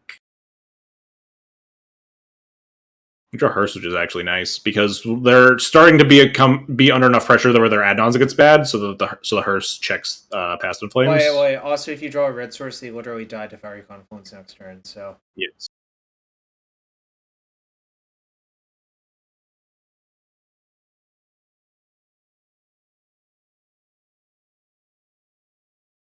And then we draw this. The only time we draw Maddening Hex this entire fucking tournament is when we have exactly 2 and a red, and it's uncastable. You know what they say? Trinisphere would be better right there. Yeah, Trinisphere would be a lot better right here. I think you're mostly fine though. Like they're at 3. Like they can't cast any 0 drops. Yeah, until they ends up Hercules recall me. The fuck? Alright, well, I guess if you died, you pass in Flames this turn. Well, it's like well played. But Ad Naus is not going to do it, so Glitter has to be like... I was so ready to message Callum and tell him that he cursed me with this Maddening Hex draw. But then my opponent just ends up emptying the Warrens. So we just draw any red source and then they just die to Confluence. Also, I'm not even sure that this Empty the Warrens for 12 Goblins like beats the board. Okay, can we see... what was your board? Oh, it doesn't... Wait, hold on. They attack you... No, they can't really attack with enough to get around a bunch of 2/2s. Yeah. Right? And they're at 3 life, so they're just... Also, apparently you drew a red source, so... Yeah, then we just drew Shadow Skull Smashing and killed them. But Moto didn't want to... Lava Spike. Yes. But yeah, I was like reasonably confident that even if my top decks were completely dead, I think this War Boss beats the 12 Goblin tokens. Well, because you had 3 2/2s. Like, it actually takes a lot of fucking Goblins. I think it was like when I used to play Stoneblade, it was like you had to make like 16 goblins to beat Batterskull and Stoneforge Mystic. I'm just like, that's so many fucking goblins. I don't remember. It's been so long since I've gotten Empty the Warrens, and I've been playing Stoneforge Mystic. Wait, is this the same match? Yeah, it was game 3. We lost game 1. Oh, yeah, sorry. I forgot for a second. Remember, we lose all the game ones. Oh, this hand's sick. You can, like, blast a cantrip on turn 1. Yeah. I'm not super excited to blast a cantrip on turn 1, but I probably would. I think I just get Thought Seized, yeah. Probably pretty easy. Take Chalice, and then we cast a Fable. Nah, I think... this obviously makes sense, yeah. This is much smarter. You want to get them dead, and like we still have more red sources if we need to. Yeah. Well, I guess I'll tell my anecdote after my next draw step. But I was sweating bullets like so many of these game 3s. Losing game 1's so much more stressful because you have to like fire off 2 in a row and then 1 on the draw and just like. I was about to say a lot of Moon Stompy's advantage, I think, is if you're on the play for game 3, it's like kind of a big deal, right? Yeah, 100%. Yeah. I wasn't 100% confident in this Reb, but I think my plan was basically I want to fight on as little resources as possible because this Route Master's just going to kill them in like 2 turns or something. So I'm just happy to trade whatever, and like my Fable's not going to be doing a lot here. I think that makes sense. I think if the game is small, it favors the Rabble Master in play. Whereas if you let both people have like, if you let them have an additional card and your 2 cards just in your hand, like you might not even have another blessable card this game, so like, and also like the Spirit God casting Fable doesn't fucking matter. So like, I think I 100% agree with that. Yeah, that was my plan. Yeah, so during my turn 1, I turned to my wife and said, if you can bless me, please put a Trinisphere on the top of my deck, and then we drew this Goblin Rabblemaster. Okay. And then the next card is probably Trinisphere. After I expended my Sibian Spirit Guide, instantly drew the Trinisphere. That's kind of awkward, but I still agreed with your play at the time. Now, obviously, you're just like, God damn it! Obviously, yes. Yes. As soon as I drew it, I was real mad, but still like feeling okay about where we are. Attack for like 6. You attack for 6, then 8. No, you attack for 6, then 9, which is exactly their life total. It's 6 then 8, right? 3. Yeah. This is 6. Put them to 9, and then 1, 2, 3, 4, 5, 6, 7, 8. Put them to 1. No, it'll be 9. It's 6 plus 3. 5, 1, 2, 3 is 8. You only have 3 other attacking goblins, right? I'm pretty sure I attack next turn. Never mind. Let me draw Chrome Box. Okay, whatever. You drew Chrome Box. You just cast Transfer and then they lose.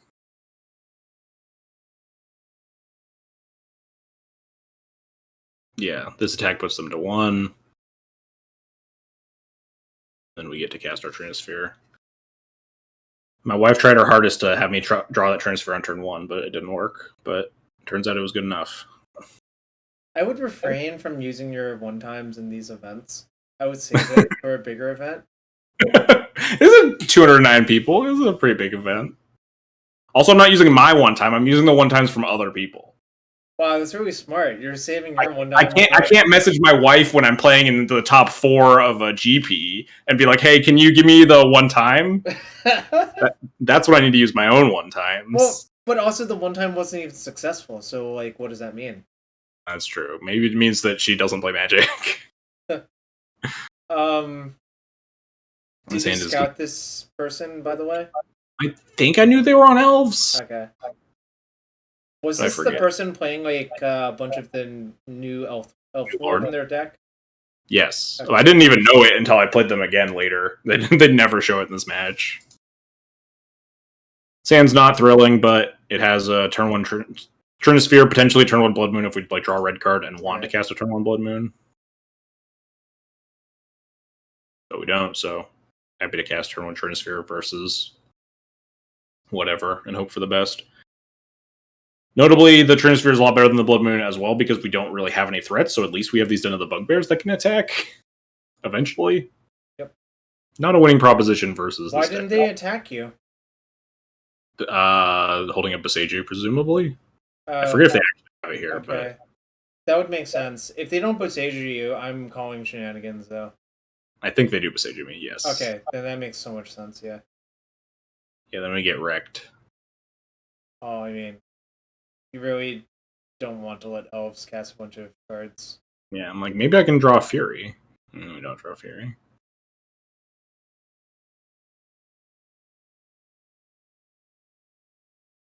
It looks like you are going to die by a lot, to me. Maybe they don't have natural order. Yeah. Yeah, maybe. Maybe. Well, pretty easy to sideboard for this matchup. All of your removal's good. Yes. I found this matchup generally like pretty good. Yeah, I mean, I think it's just kind of draw dependent in a lot of ways from their side. Whereas, like, I think your hands are pretty consistent, like, presenting a bunch of lock pieces. I also think, kind of like a function of how many Force of Vigor they play as well, generally speaking, or Boseiju, or, like, that sort of card, you know? Anyway, this hand's great. Yeah. Turn 1 3-ball, turn 2 thing. I feel like you're just a Mishra's Workshop player, really. Yeah, build your own workshop. Or you should have been a Mishra's Workshop player instead of playing, like, white trash. So I got second place in that Powerless competition. Yeah, but you might have won the tournament if you just played shops. And then I'd have to find shops. I feel like that is probably not that bad. Well, I guess now it was harder in like 2018 when I wasn't friends with anyone. I think now you probably could. Yeah, I probably could now. I know enough people. Is this the best Fable deck? Probably between this and Painter. I think Painter's a better Fable deck because of Goblin Welder and Goblin Engineer, but it's also kind of close. Yeah. I do really like how well Moonstompy uses every chapter of Fable. Just like very situational cards to discard or draw into. Mm-hmm. Very mana hungry. A lot of good copy targets. Well, that's going to be good. Not right now.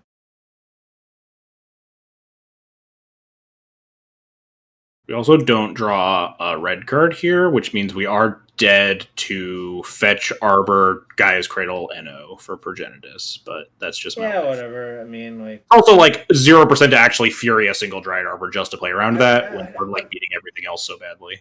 I think if you do that, if you like Fury their Dryad Arbor, just because you're scared of that, you're gonna just lose a normal game to them. Probably. Yeah, yeah, definitely. And then they don't fetch, which thank God. Means I'm not dying to that.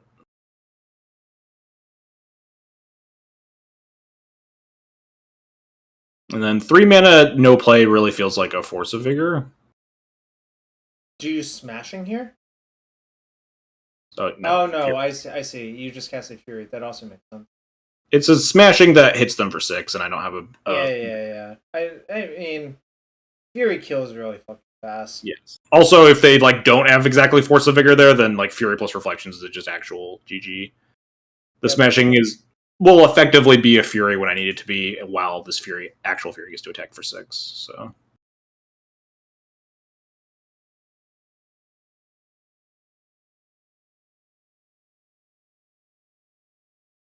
yeah, and then they just super die here. I think I was supposed to maybe smashing that Visionary instead of casting Trinisphere, but... So, they're at 7. Ooh. Yeah, hang on, let's go back. Let's think about it real quick. So, they're at 7. Like, if they have land natural order for Progenitus, things get awkward, right? So... Okay, yeah, then you could lose if they have 2 natural orders, because they attack you, then no way they're Progenitus for the same Progenitus. So that used to be a pretty common trick. Cool. I had never actually even thought about that. I played a lot of elves. Like, it's kind of funny. People probably don't associate me with a lot of decks, but I just played a lot of every deck at certain points, you know? I know enough for the tricks. I remember, like, basically knowing for Sim Progenitus like 3 times versus like a Shardless opponent, because Deathrite Shaman was legal, so like you actually had to like 3-shot them or something, but they also had like a Tarmogoyf, so it's like a very complicated game. Really bad vigilance. There was also like an Engineered Plague or some nonsense out, so like, but my Deathrite Shamans are 1/2s, so. But yeah, I think I am supposed to smashing that. Yeah, I think so as well, but short story. Because then they basically are under the Fury Abyss after that turn, so it becomes harder for them to actually get a natural order online afterwards. I think I'm supposed to just smash it would involve like drawing the second Dryad Arbor or a fetch for Dryad Arbor, I think, to actually get out of that. Langlands said, have I played against the Fiend Artisan version? I do think that the way Newton's building the deck right now is probably a much better Moonstompy matchup. That's certainly true. Not just the Fiend Artisan, but big, like, just Tarmogoyf is kind of an obnoxious card to deal with sometimes. Yeah. But also, he's playing like 4 or 5 like Llanowar Elves now, which one of the primary game plans I've found versus Elves, especially post-board, is just to keep them off of double green for natural order with Blood Wounds and stuff. So if they have a higher density of Llanowar Elves and stuff, they can cast their second green source off of their single forest easier. At the flip side, I think that actually means your Furies become better versus them, weirdly enough. But also true. I don't know. I think it's like kind of a wash. I do agree with the Tarmogoyf / Fiend Artisan point. Tarmogoyf has always been like one of the best cards versus this type of deck, like literally since like 2007 or whenever the fuck it was printed, you know? At this point, I cashed in my second one time where I went into our group chat and said, hey guys, I'm going to need you to send me your energy to win this game 3 on the draw versus Elves. And then we drew the perfect hand. Yeah, this hand's really fucking good. Because my opponent specifically goes not basic forest into Elfish Reclaimer. and we get to turn 1 Blood Moon them and also kill their Elvish Reclaimer that would fix their mana from the Blood Moon. And also, you know what? You don't have to sacrifice your City of Traders to your next land drop. And then we just draw Fable. Everything's great. I do like that Blood Moon fixes your city. Like, yes. Kind of outrageous that it does that, to be fair. To have a hand of removal spells. Yeah. Versus my opponent draws their basic forest. I mean, probably like one of their 2. Yes. Maybe 3. I don't know. I think almost all elves will play 2 exactly now. There was a long time ago where I used to play more, but that was like pre-Boseiju. Darthright Shaman was in my deck, is how I would put it. Yeah. That was like probably just infinity ago. Ooh, that's a good one. I wasn't interested in just like end step deading because we could draw a lot of different cards that would make me not want to, but then we could just have 4 mana here so I can just dead the creature and cast my 3 ball still, and then still have smashing left over. You mean fire? Yeah. Like literal like fire ice fire? I was a little scared that they were going to get a Fiend Artist in here because like a 3/3 is actually a little bit annoying. Because I would have to like suicide a creature in or something to get to like enough mana to smashing. That's okay. I think and then they just get Elvish Visionary. Okay, so I think they did like actual best possibles for me, which was play a 1/1 off of their green mana and then play a Dryad Arbor. Yeah. So I just get to cast my 4 mana fire. Dude, Fire Ice is a sick magic card. No, what would Grist do? Grist would be fairly beatable, I think, just on the board. Especially like with the smashing, I think the Grist is just like instantly dead. But even without the Grist, we have like 3 attackers to pressure it down. It takes up to 4, right? Yeah, you would just... I would just attack the Grist for 6 and kill it. Yeah, I don't think Grist would have done anything, which is why our opponent didn't Zenith for Grist. They just Zenith for Vision and try to get things. Oh, with the Dryad Arbor in their hand, they could technically unlock their mana. Like, play the Dryad Arbor, sack, kill the Magus, potentially. What if they mill 4 symbiotes? Unbeatable? Yes. My opponent at the NRG in St. Louis, I was playing against elves, and then they played Grist, and I was like, all right, I can definitely beat this Grist on board. I have a plan to like kill the insect and like attack the Grist down the following turn, and then they flipped a Wirewood symbiote and got 2 triggers and just completely blew me out. It was horrible. Were you playing Taxes or Moon as well? I was on D&T then. Okay. I was real mad about that one though. I hate the trinket text on some of the Modern Horizons 2 cards. I also hate the non-trinket text on like Narset and stuff like that personally, but it has the same sort of feel, honestly. Yeah.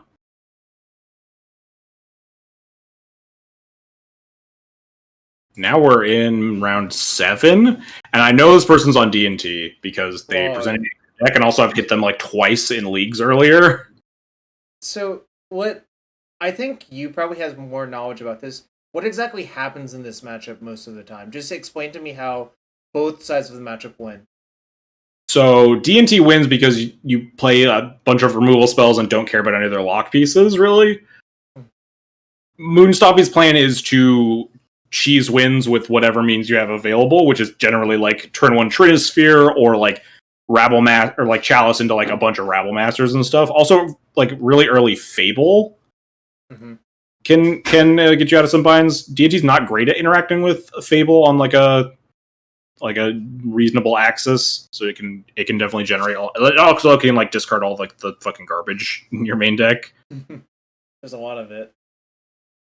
Yeah, no one knows that Grist has the extra trinket text where if you mill an insect, you get another activation. It's horrible. I absolutely hate that text so much. Because it doesn't matter like 99% of games, but it feels so fucking awful when it happens. If you played more Modern, you would know, because milling your second Grist to your first generates a token. Yeah. Grist is really fucking good in Yawgmoth, which is a deck I could see you playing at some point, actually. Maybe if I played Modern. You hate Modern. Yeah, I don't think maybe I hate Modern as much as... You hate Burning Inquiry. That's for damn I do hate Burning Inquiry. Thankfully, that's not really a Modern playable card anymore. This hand is not great, but I'm in for it. It's just, like, Chalice on 1 on the play can be decent. Opponent's willing to 6. You can turn off Aether Vial starts, which are obviously for basically everyone that plays against Death and Taxes. The difference between playing against them when they don't have an Aether Vial versus when they do is like night and day a lot of the time. And then we have our wait. I'm gonna quote you on that and ask you why you aren't playing 60 cards then. Haha, you walked into that trap. Wow, you got me. I should play 60 so I draw Aether Vial more. But anyway, turn 1 Chalice, turn 2 Fable, have like a removal spell. Not really a removal spell castable through Chalice, but you can like Gone a Batter Skull or a Cauldron, which is often the thing that Stoneforge gets anyway. So like this hand is fine. We can bin these Chromoxes that we're not going to cast to the Fable. So it's like it's definitely on the upper end of keeps specifically for this matchup. There's basically no chance I'm supposed to play Fable on turn 1 over Chalice. The only way you do that is if you think your opponent just wastes your city, I think. Yeah. But this is going to work out well. Well, you'd think that. What's the worst card that they could play here, you think? Like, in the history of Magic? No, in the history of reasonable cards in a Death and Taxes deck. Probably... Relic Order would be fine? I don't know. You're overthinking it a lot. I don't know. I probably am. It's just this.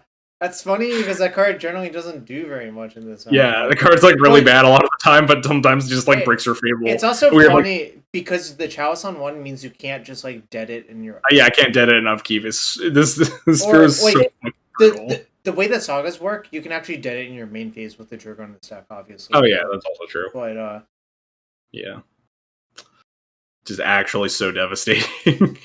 Yeah, now your hand's garbage. Yeah, now my hand's just complete shit. Well, I mean, like, is it time for Grey Ogres? I didn't press play, my bad. Yeah, my plan is attack. I don't think I cast a Grey Ogre this turn, because it's more likely that this Simian Sprig is going to end up pitched to Chromox or something. It makes sense. And, like, my opponent's at 20, my Grey Ogre's not going to do a lot. God, they had fucking Recruiter of the Guard as their next card? And then they recruit Palace Jailer, which is, God, so aggravating. Okay, so first off, I agree with you that Palace Jailer is not very good, but I think in this situation, you are probably going to lose that Palace Jailer if I had to guess. But you could recruit so many things that also win you the game here that aren't so volatile. Yeah, I agree with that, but, you know. This is your plan. Yeah, like, look at what happens when you cast Palace Jailer here. Oh, now they lose to... Wait, hold on. Was there any merit to just gonning their Jailer and hitting them? We could take Monarch back, but then they just recast Jailer and then get Monarch back again. Yeah, I wonder if that actually favors you, though. Also, it's really bad against Solitude, for whatever that's worth. Yeah, but I think versus Solitude, you're kind of fucked as it is. Yeah, I think I'm losing. Like, I don't think you should worry about that, because I think that's literally unbeatable. Yeah, that's fair.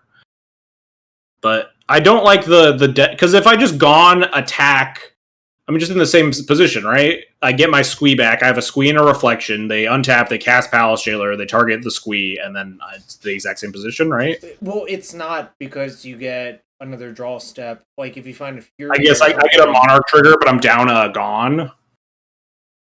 Yeah, I like this because it means that this puts two... now I have 2 creatures to nothing.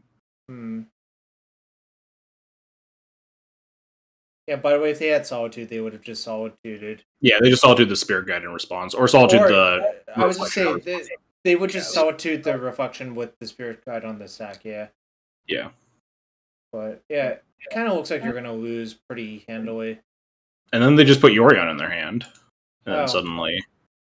And then they also just port me. So we attack. And then play Magus to shut off their port. Yeah, and then do we just get Monarch? Can we get our Squee back? Play Magus? Alright, and this is why Jailer sucks, chat. Yeah, and then now we're just the Monarch. We get to Gone this Yorion. Hit them for a bunch. Everything's great. Life is looking up. We're drawing 2 cards a turn, and they can see. It turns out your deck is really good when you get to draw 2 cards a turn. Yeah, weird. Maybe they could have not gotten Palace Jailer, and I like instantly lose that game. My thought is when that happened, their hand was probably just mostly 1-drops because there's not a lot of like reasonable explanations for that happening, right? Yeah. So maybe what they should have done was just recruit for Skyclave the Chalice, and unlock the entire hand, right? Yeah, I think recruiting Skyclave just in general there is just almost always going to be better. Yeah. Turn 5 is like putting Yorion in your hand. I don't think recruiting Solitudes is necessarily better than recruiting Skyclave, because I think probably depending on what they can do on exactly turn 4, they might want to have a playable card on turn 4 there. The universe is just providing you with more Jailers trash. Yeah, it's honestly great that they specifically recruited Palace Jailer and then like just lost in a landslide after. I think I personally would have gotten Skyclave and gone for the Chalice and just I can see the reflection of Tiki Jiki being scary, so like wanting extra removal to deal with that. Yeah. Anyway, back to this. So I don't like how I played this game too. Okay. I guess the first question is, should you even keep this hand? I guess the thing is, like, trying to lock out D&D doesn't actually work most of the time. So you actually just have to like play a grindy game. But Chromox is kind of bad at that as well. Yeah. I was not excited by this hand. I'm like 90% sure I end up mulling this hand. I think you just kind of like need early removal or like some sort of interaction with what they're doing. Like if I want to cast some Mother of Runes or a Stoneforge Mystic or like a Thalia or anything in their deck, then we're just like losing this game really badly. Chat's asking if they could turn your mic up or turn my mic down. I'll turn you down a small amount, like a few decibels. How about now? Hopefully that fixes the audio a little bit for chat. But yeah, I don't know what I'm looking for, though. I guess just like removal spells, Fury, Dead Gone, Fiery Confluence, stuff like that. Also, stable mana, I think, is sort of the key, you know? It's on a mulligan, and this hand's not very exciting either.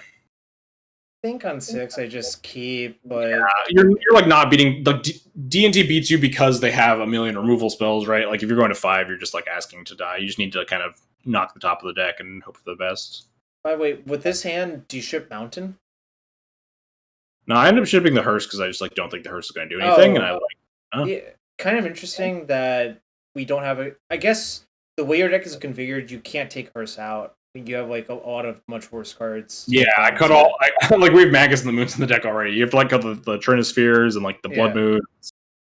Hearse is like okay because it can become a decently sized body in the mid game sometimes versus Blood Moon, which does nothing. Well, the one thing Blood Moon does is, and I guess you would know better. Do you think your opponent is playing a Saga build of D&T? No, I think I was pretty confident that they. Okay, sure. Then it makes 100% sense. Yeah. If they're on Saga D&T, Blood Moons are definitely more reasonable. But anyway, not excited about this hand. Less excited to see turn on Mother of Runes. Whoa. Even less excited. Getting less excited by the second. It's gonna be hard for you to get out of this. But at least they just. Yeah, they spend turn 3 just doing nothing, which probably just means their hand is reactionary. But like, also, it's super hard just to beat what's on the board right now. I was gonna say, like, the problem with your deck is you don't play a fuck ton of removal, so it's going to be hard to remove that Mother of Runes, which means it's going to be hard to kill like their important creatures, right?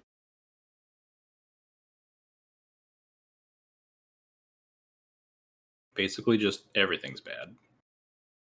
Well, now you're basically dead. Yeah, and then for a moment I'm like, maybe they'll recruit Palace Jailer again and I can win, but then they recruit Solitudes.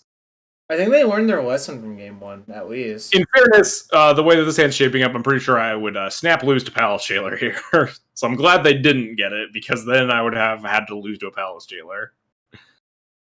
Yeah, Mother Runes plus Jailer plus...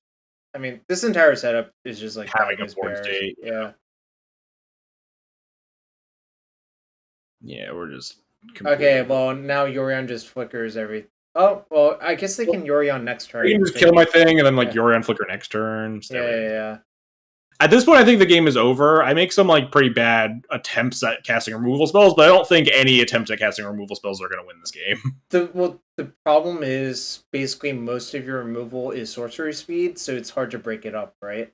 Yeah, breaking up this other runes is like particularly brutal. Like, Like we have a hand of like decent cards if I could cast them, but they're just like so hard to cast into this mom.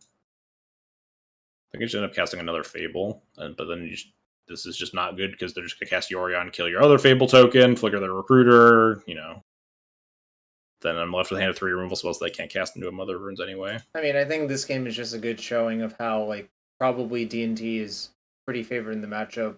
Oh yeah, this matchup is horrendous. This is probably your worst matchup in like within like reasonable Legacy decks. I think it's probably worse than Sneak and Show. Sneak and Show you can still cheese wins with like Chalice and 3 balls and stuff. D&T it's much harder to like just cheese wins because so many bad. They unlocked their Caracas for their Yorion too, so it's like yes, in the Caracas or Yorion all again next turn. It's like, yeah, we have a hand of 3 removal spells, 4 removal spells. They're all good, but they're not actually good. Also, we can't dead this mom because we have a Chalice on one. Yep. We can like try to kill a thing. I play this turn a little bit bad. I think I'm supposed to like try to target the Thalia the first time. Because this way, this Fury does almost nothing. Because also, the Moto replay freaks out here. Because the Moto replay thinks that they target the Solitude with this Caracas.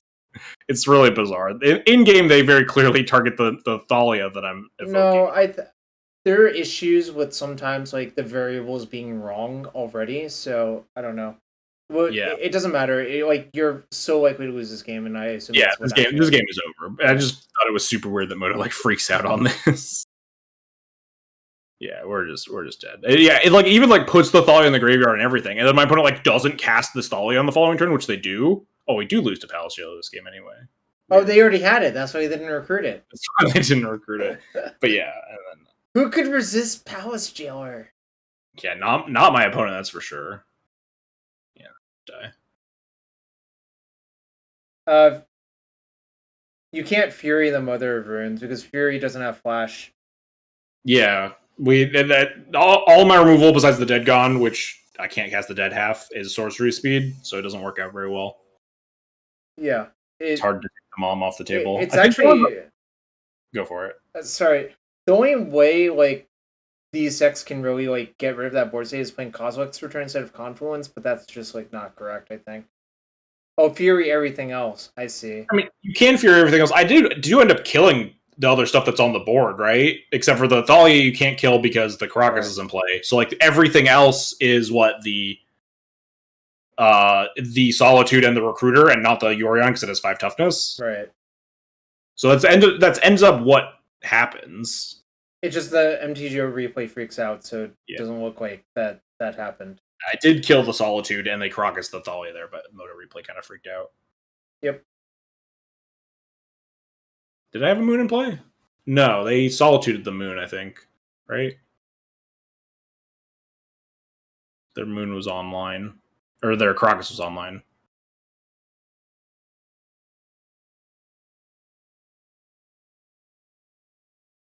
But yeah, I mean, that match is not going in. And like, even if all that does happen, like, they still have the Yorion in play, which I also can't beat. Like, they still untap with Yorion and Mom, and my hand is nothing. And I still can't beat just Yorion plus Mom. I think that Yorion kills you before you get to do anything real, honestly. But yeah.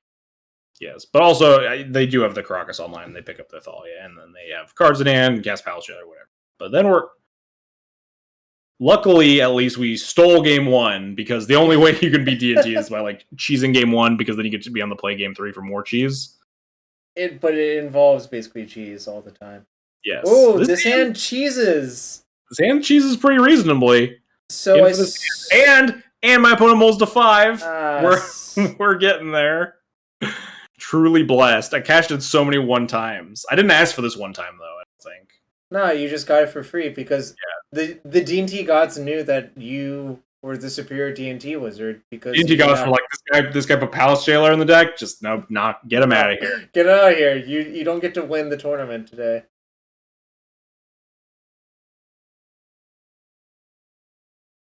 Chalice on 1, into stuff on 2. Skills are always fast. Yes. Oh, they didn't have Solitude. Yes, no Solitude is great. This Thalia's kind of a bummer, but we're still okay. Moto freaking out. Oh, I'm glad you didn't cast your other Rabble Master, which would suicide your first Rabble Master. Yes, I played enough Rabble Masters to know to not do that one. So it's actually kind of weird how good the Thalia is here. Like, it's not that easy to kill them through this Thalia. Yes, 2-1 first strike, really good at blocking my shit. And then they powder keg me. Just unbelievably wrecked by this powder keg. I mean, I think it's going to end up okay as long as you find a removal spell for the Thalia. So then we find a removal spell for the Thalia, so all is well. This powder keg saves them so much damage, though, and kills the Chalice. It does. Get him for 2. We have 2 Chrome Moxes and a Rabble Master, and that's it. Oh, Things shit. Things are very bad. Things are worse. So, I tanked for a while on this one, and I mathed it out. I don't know if I don't know if I mathed it out fully. But if I den this turn instead of casting Rabble Master, I actually produce enough power where they have to trade Batterskull for the Goblin Rabble Master on the following turn. Assuming they have like nothing else, because I can't beat anything. I think that actually looks correct to me. There's a chance that just casting this Rabble Master also makes them do that, but like animating the den does a ton of damage this turn, so I wasn't positive. Well, I also think animating the den this turn, and if they don't block, Fiery Confluence is lethal off the top. Oh, yeah, that's definitely also true. Whereas if you play Rabble Master, like that's not necessarily true, I think. Yeah, put them to 5. Like the den animation deals so much damage, right? It attacks for 4. It attacks for 6 essentially, because 2 off the Rabble Master and then 4 off of the actual creatures. Mm-hmm. So now it's also just 4 mana efficient to like get those beats in right there. No, I think it's correct, because then if you draw something like Dead Gone, then like it's easier to slot that in with the Rabble Master on a different turn cycle as well. But also, like, I think making your Confluence lethal top deck, I think, is worth so much as well. Yeah, Legacy was another point. If they just go like land, they can also port the den the following turn and still put in Batterskull. Sure. So like, I can rely on this den the following turn. Yep. All right. Well, now it is Batterskull time for them. Fury. So these are the games that like this specifically is the game that like I completely forget about this squee in the yard that could make some lines different, but like it's not. I think it's next turn that I could possibly like do something with this squee, because I can't do anything right now. I could put a 3rd card in the graveyard with the Fury, but that's it. So is your plan to activate Den or not? I don't think you're supposed to actually activate the Den now, because the reason is if you activate the Den now, they can just block Batterskull on Den and chump Rabble Master, right? No, because this has to tap. Oh yeah, you're right. So yeah, this is the attack I mapped out. If I animate Den this turn and attack all, they have to chump block Rabble Master. Yeah, I guess that's true. I'll just let myself do it so we don't have to like do mental math about all of it. Right.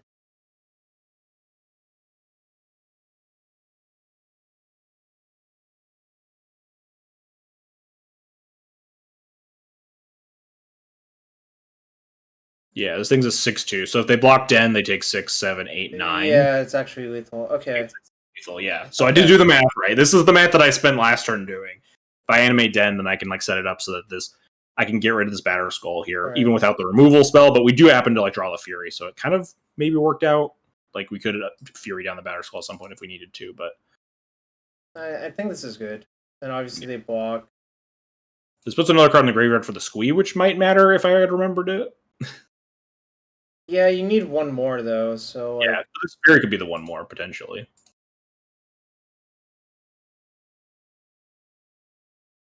Which I think is probably the most correct play on this last turn. I think if they can't win if I Fury plus Squee. So do you want to lead with Fury? So this turn was really hard, and I'd end up not making the best play, I don't think. I wasn't sure what I wanted to play here in order to have the best chance of winning this game. So my question for you is, why didn't they port you? Like, what does that mean? It means something. It means that they want to pick up Batterskull and put it back into play next turn. Although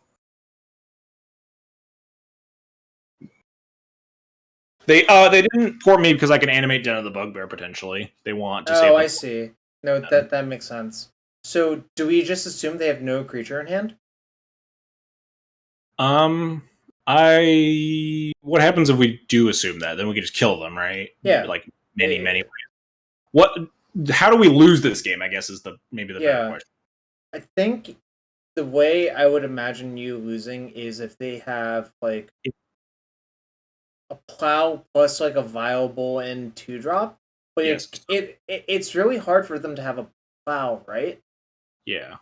So the way that I lose this game is if they untap with a creature and then have a 5th mana source for a magical attack. Right.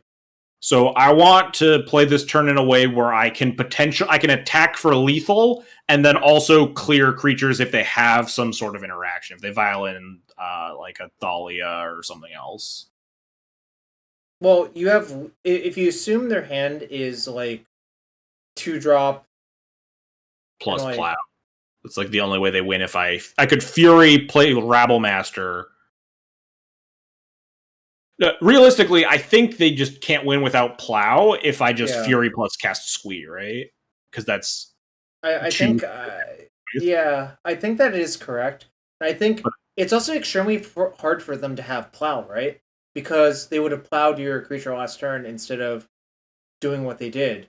And they played a Plains that turn, which leads me to believe Plains was the draw, right? That all does make sense, yeah. So I think what you should do is, I would probably Fury pitching. I guess what do you pitch is also an interesting question. Probably Rabblemaster if I'm casting the Squee. Yeah. Because there's a chance we need to untap and kill a thing the following turn or something. Yeah, so I think I would Fury pitching Rabblemaster, target the Stoneforge, all 4 damage. Assume that goes through, then just unearth the Squee by paying 4, and just attacking with everything, and that beats 1 blocker, which is pretty likely what they have. Yeah. That is not what I got kind of close, I guess. Yeah, the Viral was on 1 the previous turn. Second Stoneforge would be pretty brutal if you do Fury, because then they Violent Second Stoneforge, activate the first Stoneforge, put in like Cauldra, and then they have 2 blockers. But I don't know, can you beat Second Stoneforge with like any play? Yeah, the Squee beats it, right? You have 5 attackers to their 2 blockers, there are 3. Wait, 1, 2, attack. Oh yeah, you're right. So that's why I think Fury plus Rabblemaster is better. Or Fury plus Squee, yeah. Fury plus this is definitely a game where I make a worse line because I completely forgot about the Squee the graveyard. Yeah, no, I think here it's like where it actually matters, yeah. Yeah. Yeah, I was definitely trying to beat a 2-drop, or to the best of my ability, which is ignore if you pretend the Squee's not there, then it is cast Rabblemaster, attack for lethal. If they have interaction, then you get to Fury. Sure. Yeah, that's definitely reasonable. But and then move to Stoneforge. Right. Yeah, definitely. Squee having text obviously matters here. I think this is probably still fine. It's just like, and then they just have nothing, and then they die. Yeah, I think the only thing that they could have that would matter is a 2-drop. They can't have plow because it's just impossible. Like you just look at the story of the game and it doesn't make sense, because if they had plow last turn they would have used it, and they played a Plains and said go, and Plains was definitely the draw step. Yeah, so the way I played it, I lose to Second Stoneforge, but Squee beats Second Stoneforge. So yeah, definitely like a pretty reasonable step, or like could make or break a game at 7-0. Right. Or at 6-0 going to 7-0. Remember your Squeeze and graveyards, kids. But then we win anyway, so it works out. We beat the unwinnable matchup. Hey, and now we're 7-0 in an 8-round tournament, so we're just playing for fun. Yeah. Yeah, right. There's no seeding advantage. That is right. Yeah, seeding doesn't really matter. Notably, the winner gets to play against us. I did doing the breaker math. The winner plays against the 6-2, and then like the 7-1s all kill each other. But that meant almost nothing to me because there are just a million 6-2s, so you have no idea who you're going to play against anyway. Right. Did I know what May was on? I don't think I did, but this hand's decent. I would describe this hand as fine. It's not like exciting. Like, I think the fail case of this hand is if that red source gets wasted, but Yeah, I think it was actually maybe supposed to lead with Tomb, but I was inclined to cast a turn 1 dead on a creature into a turn 2 Rabble. Yeah, I mean, May plays a lot of Is It, right? Like, so this does make sense. Obviously, if you got wasted right there, which, like, I think if I were playing Is It versus deck, I would probably just waste you instead of playing my Delver on turn 1.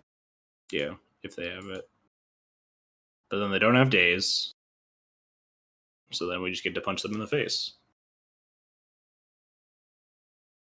I mean, do you actually know that they don't have days? I'm not dazing that Dead Gone if I have a daze in my hand. Well, they didn't daze the Dead Gone or the Routemaster. They do have the Wasteland. Oh, sure, yeah. But then they waste the wrong... Obviously, they can't know, but they waste the Ancient Tomb, which is great for me. And then now they're kind of in the shitter.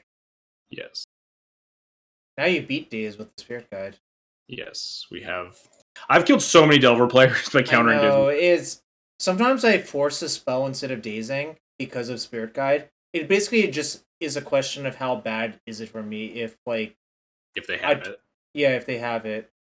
Like, sometimes I think it doesn't matter, so I just daze instead, because obviously that's a lot less resources, but I don't have, like, a hard and fast rule, which I think is correct, because, like, if you have hard and fast rules, when the rule is wrong, you, like, lose a lot of percentage points. Oh, yeah, for sure. But anyway, we're living the dream as best we can against Delver, I guess. By the way, I actually think them playing Steam Vents on turn 1 tells you a lot about their hand. They probably did not have Strand in their opening hand, if I had to guess. Mm-hmm. I think they probably just kept a one-lander, probably with Ponder, but then they just didn't have time to use the Ponder until this turn cycle, if I had to guess.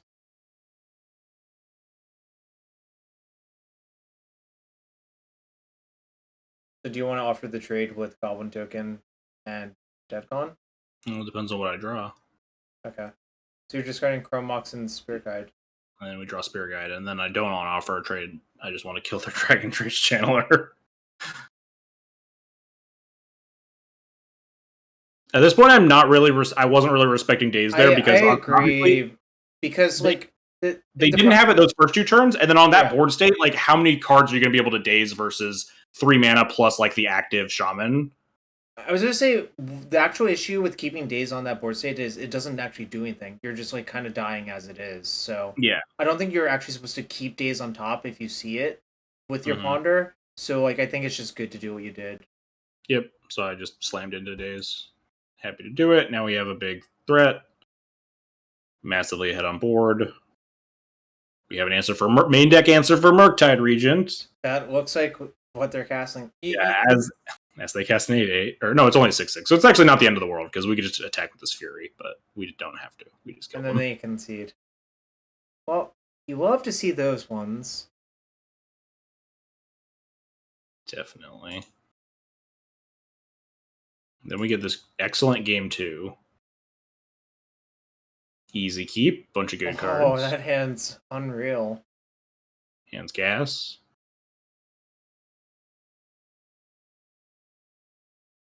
Drawing the smashing makes your hand better too, I think, as well. Oh, and they don't counter your Chalice. Didn't count. Yeah, Chalice just resolved, which I was not expecting. Best draw on the deck. Master also resolves, and they just concede. I have no idea what's in their hand. Just 6/1 drops, I guess. All right. I'm supposed to remind people to watch a certain show, right? Oh yeah, that was supposed to happen around 7. I think you said 5 rounds from now during round 2. Well, it was approximate. It was not. Yeah. This is not a precise reminder science. Right. Yeah, everyone who wasn't here during round 2, and also everyone who was here during round 2, should watch The Owl House. Great show. Everyone should watch it. Also, you know what? While you're there, also watch Kipo. I'm still watching Kipo, but it's also a great show. There's a cat opening the closet in the corner. Hey. Here she comes. All right, and then we're 8-0 into the top 8. And then I'm really sweating bullets because suddenly, at the start of the day, I think I remember messaging you saying, I love tournaments where they're just, I don't really care how I do. Because it's like, I don't care if I qualify for this RC or whatever. And then I'm suddenly 8-0, and I'm like, I'm 1 match away from qualifying for this event that I didn't care about, but now suddenly I really care about it. And so now I'm very stressed because top 4 qualifies, so I need to win one more match. I mean, whatever. It's just one match. Oh, so your phone is a 61 card deck, so I'm like. Also, notably, I know that they are on lands, which is extremely important because this hand is very good against not lands. Yeah, that's not a great one versus that match. It's like actually okay versus lands because you can I'm on the play. You can like turn off Exploration and Chrome Mox, then like have a threat and stuff. But with a 6 Blood Moons in my deck, I think it's an easy mulligan towards more important cards. I would also mulligan. Yes, and this hand is much better. Yes. Notably, especially because we know that they're lands, and I can put a Chalice on 0 to help this Blood Moon. Do you Chalice on 0? Instead of 1? Yeah. I want to get Mox Diamonded. Oh, yeah, that's true. Okay. Then are you playing Dun on turn 1? Hello? Hello? Stream. Yeah. Sorry, the video wasn't going. Okay. Do you play Dun on turn 1 if you're going to play Chalice on 0? Yes. Okay. All checks out. And then you can kill them really fast. I cast a diamond into my Chalice. And then we slam Blood Moon. Why did they play the Mox? I think they might have just didn't realize that the Chalice was on 0. Maybe they just thought I would put it on 1 or something. Yeah, fair enough. And we just slam Blood Moon, which is versus lands, it's almost guaranteed win. They need to find basic forest and then also find Boseiju. Oh, they had the turn 2 Lage. So yeah. Blood Moon good. Second Blood Moon better. I think I cast Rabble here first, to bait any Punishing Fires that might be in there. Smart.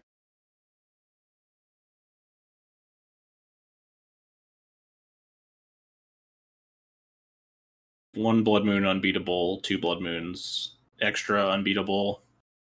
Yeah, and in game 1, like these are basically unbeatable for most of the lists. They need to find second Punishing Fire plus basic forest plus Boseiju to 2020 me. That takes too much time. You're gonna kill them way before that. Yep, even like just with this Man Against the Moon, we're gonna kill them before that. But then we also just have all these other cards.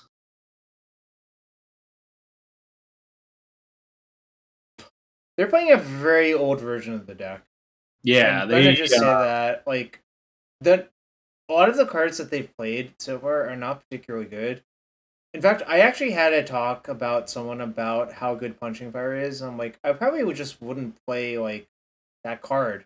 Like, I would just like cut it from the deck. Yeah, makes sense. And then Chalice on 2, I think that might be a hard lock. Blood Moon plus Chalice on 2 plus Magus. Yeah. Might be a game 1 hard lock. Unless if they play like some really weird cards that I've seen people play. People like to play like such weird pet cards. What was the phrase you use? Don't play your fucking pet cards? Yeah, your pet card is bad. Oh wow, I didn't realize that's the exact phrase you used. That sounds like a 2000s era Star City Games article, really. Like early 2000s. Your deck is bad and you should feel bad. Like, yes, that was the tone I was going for in my article, which is maybe going live eventually. I do have 6 Discord notifications, so maybe one of them is Min messaging me that my article is almost done. Maybe. We'll see after the stream, I guess. But anyway, this hand is not very good, huh? No, I would find a different hand. I found a different hand that also isn't very good. Hang on, it's the same hand, but you keep. Yes, because you're on the draw. You have 21 red sources ish. Oh, if it's 21, I'm definitely keeping on 6. Yeah, because you have 29 mana sources and it's 8 soul lands. So I think everything else is in the deck is a red land. Yeah, I would keep 21 red sources. You're on 6, and you do have like a play here. Hearst is like decent against lands if they have like turn 1, like land Mox whatever, cast a Loam. Did you side in Leyline? I'm curious. No, I hate Leyline in this matchup. It's like I agree. And the actual other reason I agree with that is I don't want to really increase the exposure to Force of Vigor by that much. Yes. It's also like the cards you're mulliganing towards are like you're already hard mulliganing for I don't want to be like inclined to keep a bad hand with a leyline because I think there are a lot of games where lands is just going to beat you with the leyline in play anyway. I'll give you a hint. The way like I would build the deck, if you leylined me in this matchup, I probably wouldn't even care that much in a post-board game. So I actually secretly shave a loam in this matchup because I don't think it's even that. It's not even that good. Like you get a bunch of lands, but they don't do anything. Like my plan is to like kill you, not like derp around dirtling essentially. Yeah, I 100% agree. They'll even Fury for Reclaimer does not have cuts. I mostly just don't have the cuts. Fury's like okay, just does like clean up like or Saga Construct tokens or like Reclaimers or whatever they have boarded in. But also it's a red card, pitches to Chromox and stuff better than Trinisphere. Anyway, I've been Trinisphered a lot from the Moon Stompy side in this matchup, and I always think it doesn't do anything. So it does not do anything. Oh, that was a good draw. Well, I guess you want to play it a little bit slow. It wasn't 100% sure if I wanted to just slam Magus over the best. Magus not exactly doing a lot here, right? Well, I think I probably would, because like if I'm in their spot and I have Stage Depths, I also sandbag. So well, then if they just Stage Depths next turn, we do have like we can but they can also do the thing where they just like double port you and just set up shop. Yeah, then wait and like then things get awkward. Like it's basically the same scenario as the Painter thing again. Yeah, I guess. Hey, dog, quit that. Yeah, it's probably just not getting better for me for this Magus. What? I thought I had like a reason for not just slamming Magus. So the problem is, I think most of the reasons you would have don't make that much sense because the reason that you have to play Magus now is, I mean, like all of your creatures are vulnerable to P-Fire no matter what, and you're only going to cast one creature, and it's probably going to be the Magus because you only have one red source, right? Mm-hmm. So, like, if you're going to do it, you should just do it immediately because of the Stage Depth thing, then, like, leading to an awkward standoff where you can never tap out. Yeah. Agree. Yeah, I think it was probably much better to play the Magus here. Nobody, it's not like the end of the world if they don't like Stage Depths me. If they just like have a Wasteland report me, we can still just run out the Magus the following turn or whatever anyway. By the way, like the other thing is like just pause for a sec. For the sake of argument, they just went stage, land, pass. Do you play around crop rotation, just leave up gone? Because that's also like really awkward as well, right? That's true. So I think that's why, like, for all of those reasons, I would have just played the Magus this turn. Makes sense. And like, you basically did the same thing except delayed one turn. So it's kind of awkward, right? It's not like this was like really doing anything. Notably, I think they might want to Wasteland me here, which they don't. But I think it's correct too. It depends on what's in their hand. Yeah, it depends a little bit on what's in their hand, how many what they're trying to cast, but I think it's generally good to keep the Moon Stompy player off 3 mana post Blood Moon, so I can't cast more spells. Yeah, they have a really old version of the deck. None of these cards are any good. Like, these are all like cards that have aged horribly. This is scary, at least, though. Valakut Exploration. It's scary, but the reason everyone cut it was it's like really not good versus most of the major decks. Yes, it's pretty bad versus a lot of stuff. Happens to be pretty scary here. Yeah.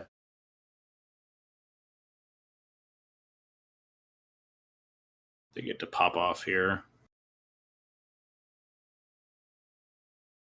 Hit land. They do have the P-Fire. I think they also hit an Exploration here at the end. With the fetch, yes. Just things are not great. I don't get any more spells. Luckily, they actually the loam that they hit here gets tagged by the hearse, which is really nice because then I don't get absolutely massacred next turn. Yeah, this is where the loam would be good, obviously, but yes. I mean, I think you're probably just going to lose the Valakut Exploration now, probably, obviously. Yes, or I win if they whiff a little bit, or just don't have any lands.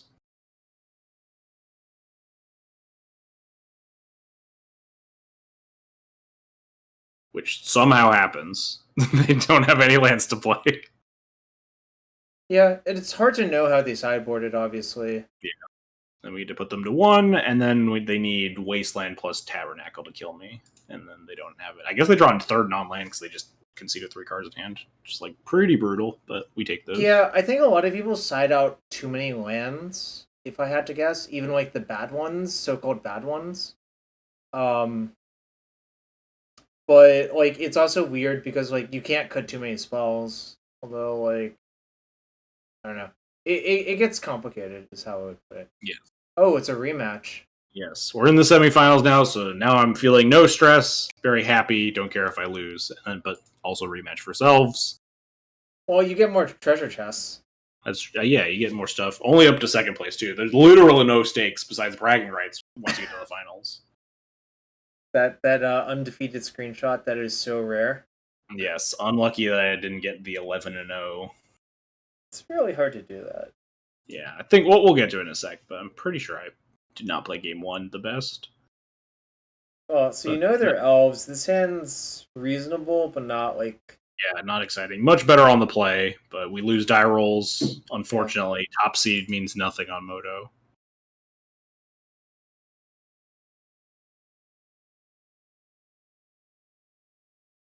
Yeah, we don't have a lot going on. We can, like, cast a Fury next turn. They have, like, the actual worst possible for me here.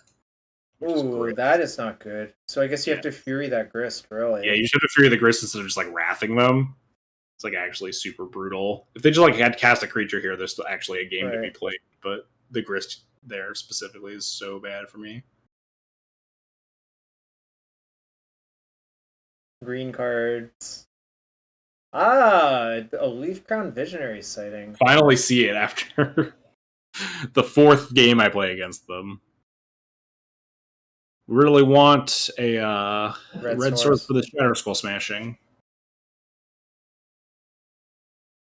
Also, your life level is really low. Holy, yes, I have 3 Ancient Tombs. They have so many lords. Still no red source for the Shatter Skull Smashing. This was probably the last turn I could have potentially drawn it to. Yeah, I think you're gonna just die to... Yeah, they just can attack me now. What? So, okay, actually, let's unpack this. They probably just kept a hand that was better for Chalice, if we're being quite honest. Like, the hand they kept is not soft to Chalice on 1, right? Yeah, definitely. Yeah. I mean, Shepherd into 3 Lords and a Fury, or and a Grist. Yeah, it's really funny. But yeah, I think there's a chance I'm alive if I had drawn a red source that previous turn. I can kill 2 Lords and keep them off a lot of stuff and then try to draw something, but obviously missing on red source for a bunch of turns. Yeah, now you're just like drawing killed. Must be dead. Like the problem is these goblins don't do literally anything. They're attacking into the abyss. Yeah, I played with the Warboss last turn because it's like if I draw smashing, then the Warboss can start to do something. But yeah, I'm just dead Dobbs there. I lose my 7th game 1, I think. Alright, well, this hand's pretty good though, at least. Very bad against Force of Vigor. Yeah, I mean, whatever. God, that Shepherd, like the Chalice Trigger onto the Shepherd is always so like fuck you, MTGO, right? BM. It's nice sometimes because occasionally I've killed a Shepherd with the Chalice Trigger on the stack. Oh, sure. Is the Visionary good? Like the Leaf Crown Visionary? I don't know. It's so hard for me to figure it out. Yes, I'll leave that to the Elves experts.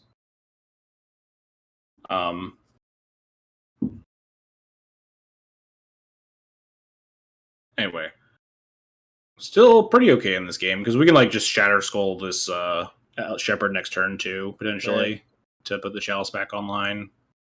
Get to bin all these fucking lands. Do I Wrath them and play Trinisphere here? No, I just kill the Shepherd. And they play another Shepherd. We have Fury for that one. If you draw exactly a soul land, you can just hardcast Fury, which is a super fast clock. Yes. I think I Wrath them and play Sphere this turn. That would make more sense. Especially because they missed a land drop. So agreed, yeah. Trinisphere just like hard locks them. Plus you have a Fable as follow-up anyways. Like, you don't need more like threats, I think. Yep, we're happy here. Deal. Much worse Leafcrown Visionary than last game. Yep.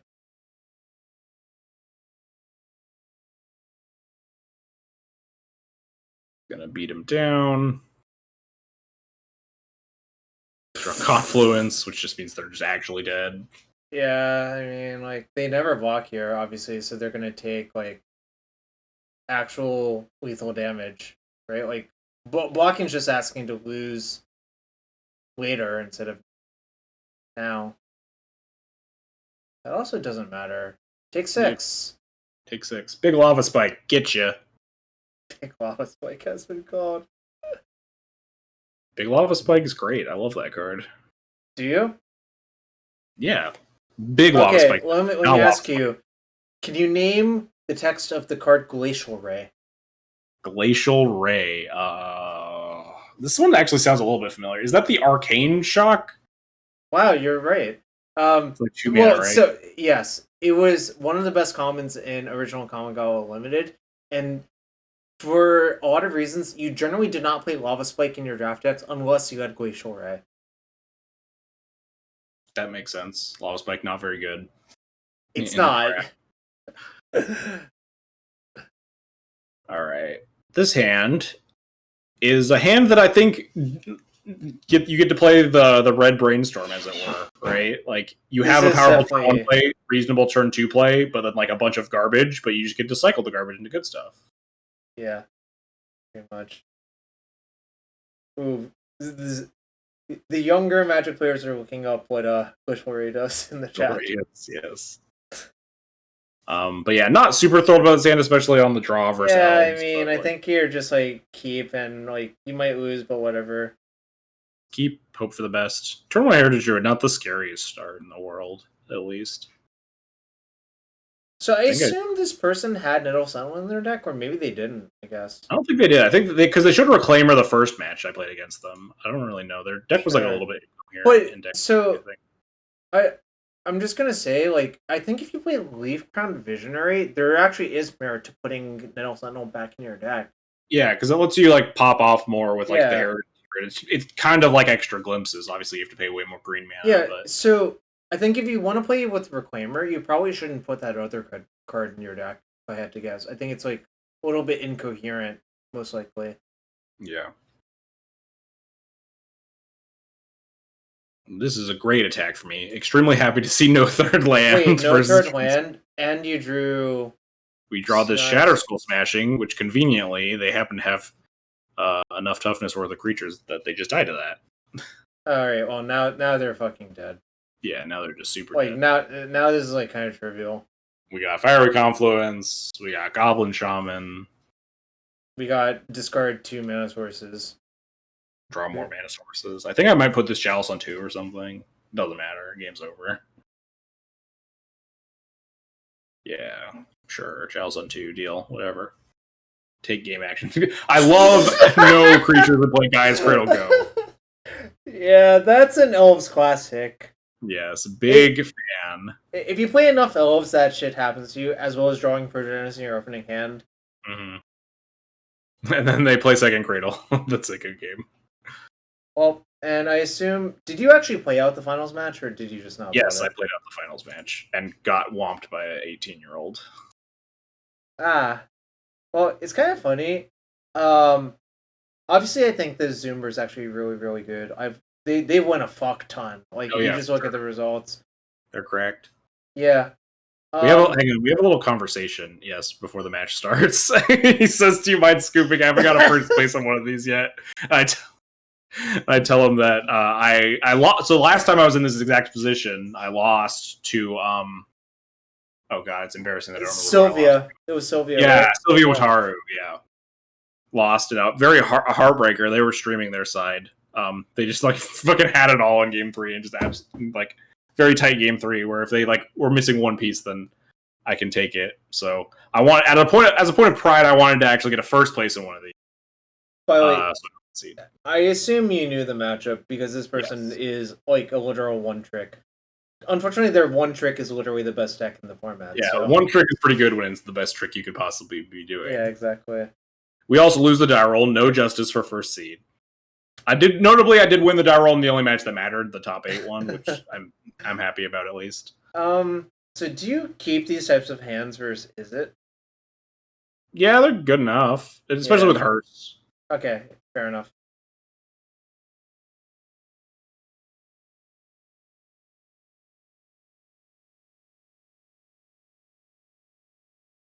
So much less excited to cast Blood Moon versus this. Not excited to cast Hearst versus this because they don't really have anything going on yet. So I'm just going to slam something into a Daze. They don't have Daze, at least.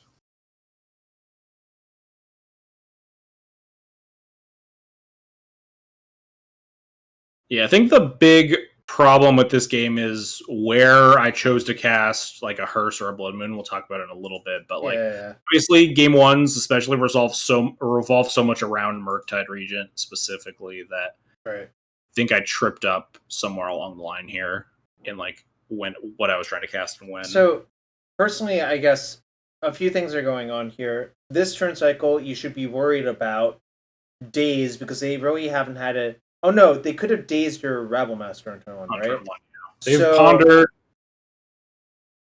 Yeah. And that's it. Yeah, and you know they have a Brainstorm? Yeah.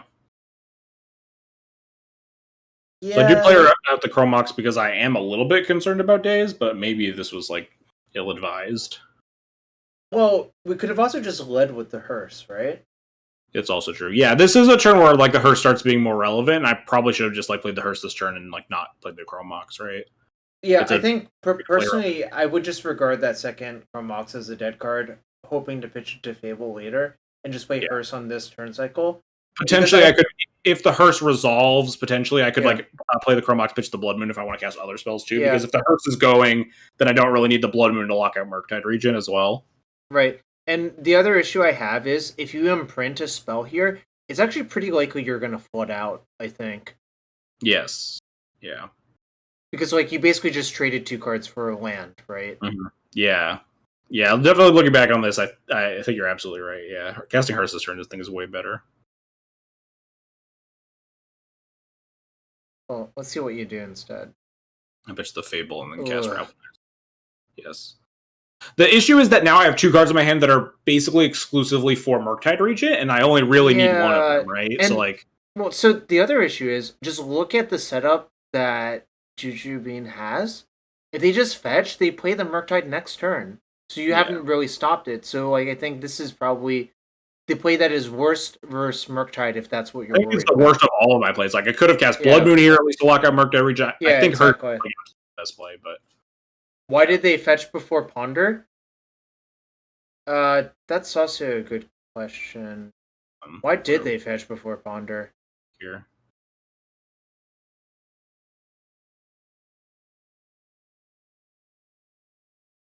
Flip, reveal Brainstorm, fetch, cast Ponder. That is kind of weird, actually. Yeah, that is interesting. Because, so, I think this is actually a good question from Mario. The reason that you don't do this is if there's exactly one good card in your top 3 when you ponder pre-fetch, then you can take it, then fetch, obviously. Now, if there's like one good card or even like 2 good cards in your top 3, you have to decide if it's worth drawing one bad card later if you don't have another land lined up. The issue, I guess, on the other side of here is that specifically they're probably digging for Bolt for Rabble Master here. So like if they ponder and find a Bolt plus another good card, they can't keep the good card. Yeah, but that's, I think you just accept those situations. Yeah. I think that's fine. I think just the one good card scenario is the one that you should try to minimize. Is there something that, I think that's what Mario's asking. Is there something that this would indicate? No, or do you think I don't think so. I don't think this indicates anything to me. So that's why I think it's... Maybe I'll ask him about it I mean, like, I'm sure they had... I think what it actually probably means is they probably already had the Bolt. So they're just like, yeah, I'll fetch first, then cast a Ponder. But I don't know. That's like super weird. Yeah. Also, they shuffled off the Ponder, so that actually is the worst scenario, right? Like, because you burned your fetch. So I think it means that they already had the bolt personally. Yeah, I think if I just cast the hearse this turn, then there's a decent chance I win this game. Yeah, instead now you're gonna get like Murktided and it's gonna fucking suck because like, oh no, you can still get Murktided off of fetch. Yeah, they can still fetch, but they don't. Wastelanded. So then here is another turn where first we get to attack. This was a tough one that I think I made the worst play again. So by this point, I think I'm casting Blood Moon. Yeah, exactly. I don't know. I psyched myself out of casting the Blood Moon. I don't think there's a very valid reason to not cast it, right? You put it on 12, which is bad against exactly like land double, like bolts 2 and 3 plus Flip Delver, right?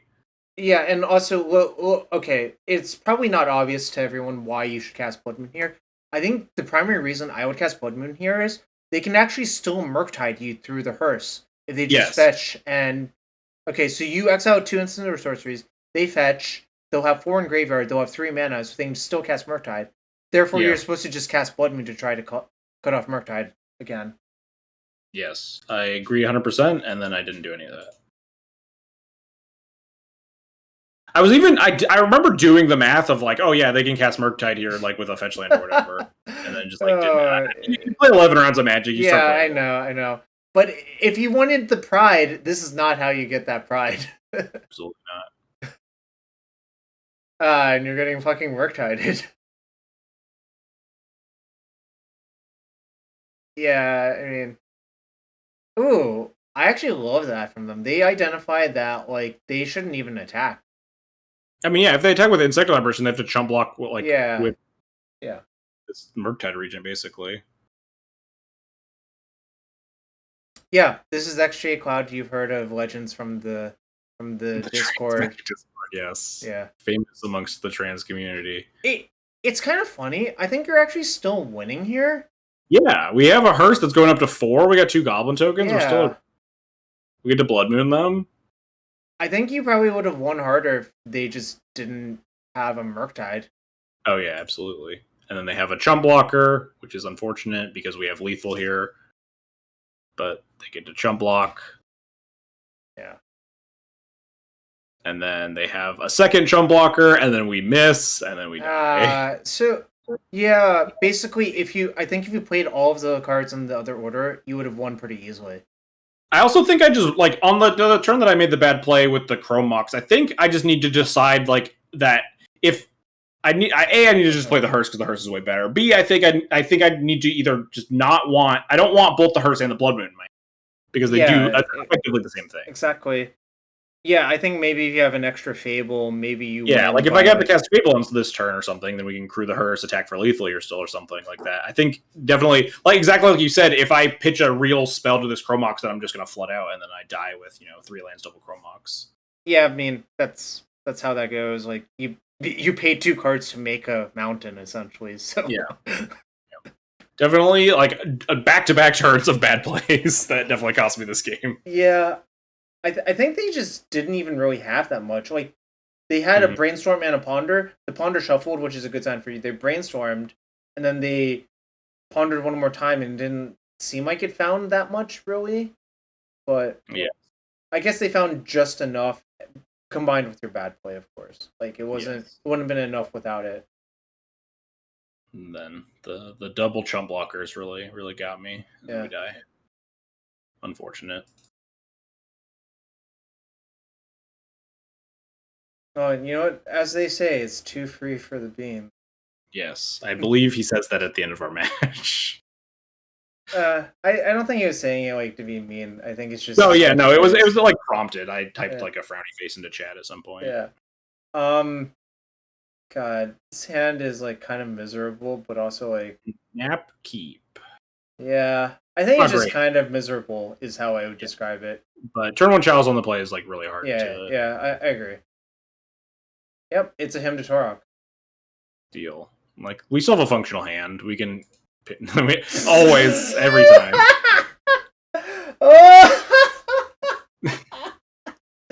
God, that shit makes me laugh so much. Ooh, It's always your top cards. The Progenitus, Leyline of Progenitus on the top of your deck. God damn. Hey, we get to pitch this Leyline of the Void to play our hearse around days. 2 cards for a Moxjet. Is that a good rate? Hey, they had the days. It worked out. They do. So they're just forcing your shade aggressively because I think they have a Murktide. I think that's what it means, most likely. Hey, we gotta get gone. We could stop that. It's all good. And we actually like trade extremely favorably here because they just melt down this this off-color Chrome Mox, which I thought was a really bizarre play. Yeah, I don't love it, actually. I think I probably would have just not cast it. Yeah, definitely. I agree. I'm like, great, now we have a red source. I can start casting my real spells. You don't have Bolt as last card. If this last card is Murktide, we have a this last card can't be Murktide though, because they would have Murktide it over Meltdown. Yeah, I definitely agree. Okay. Ooh. Everything's bad. We got a thing and a removal spell.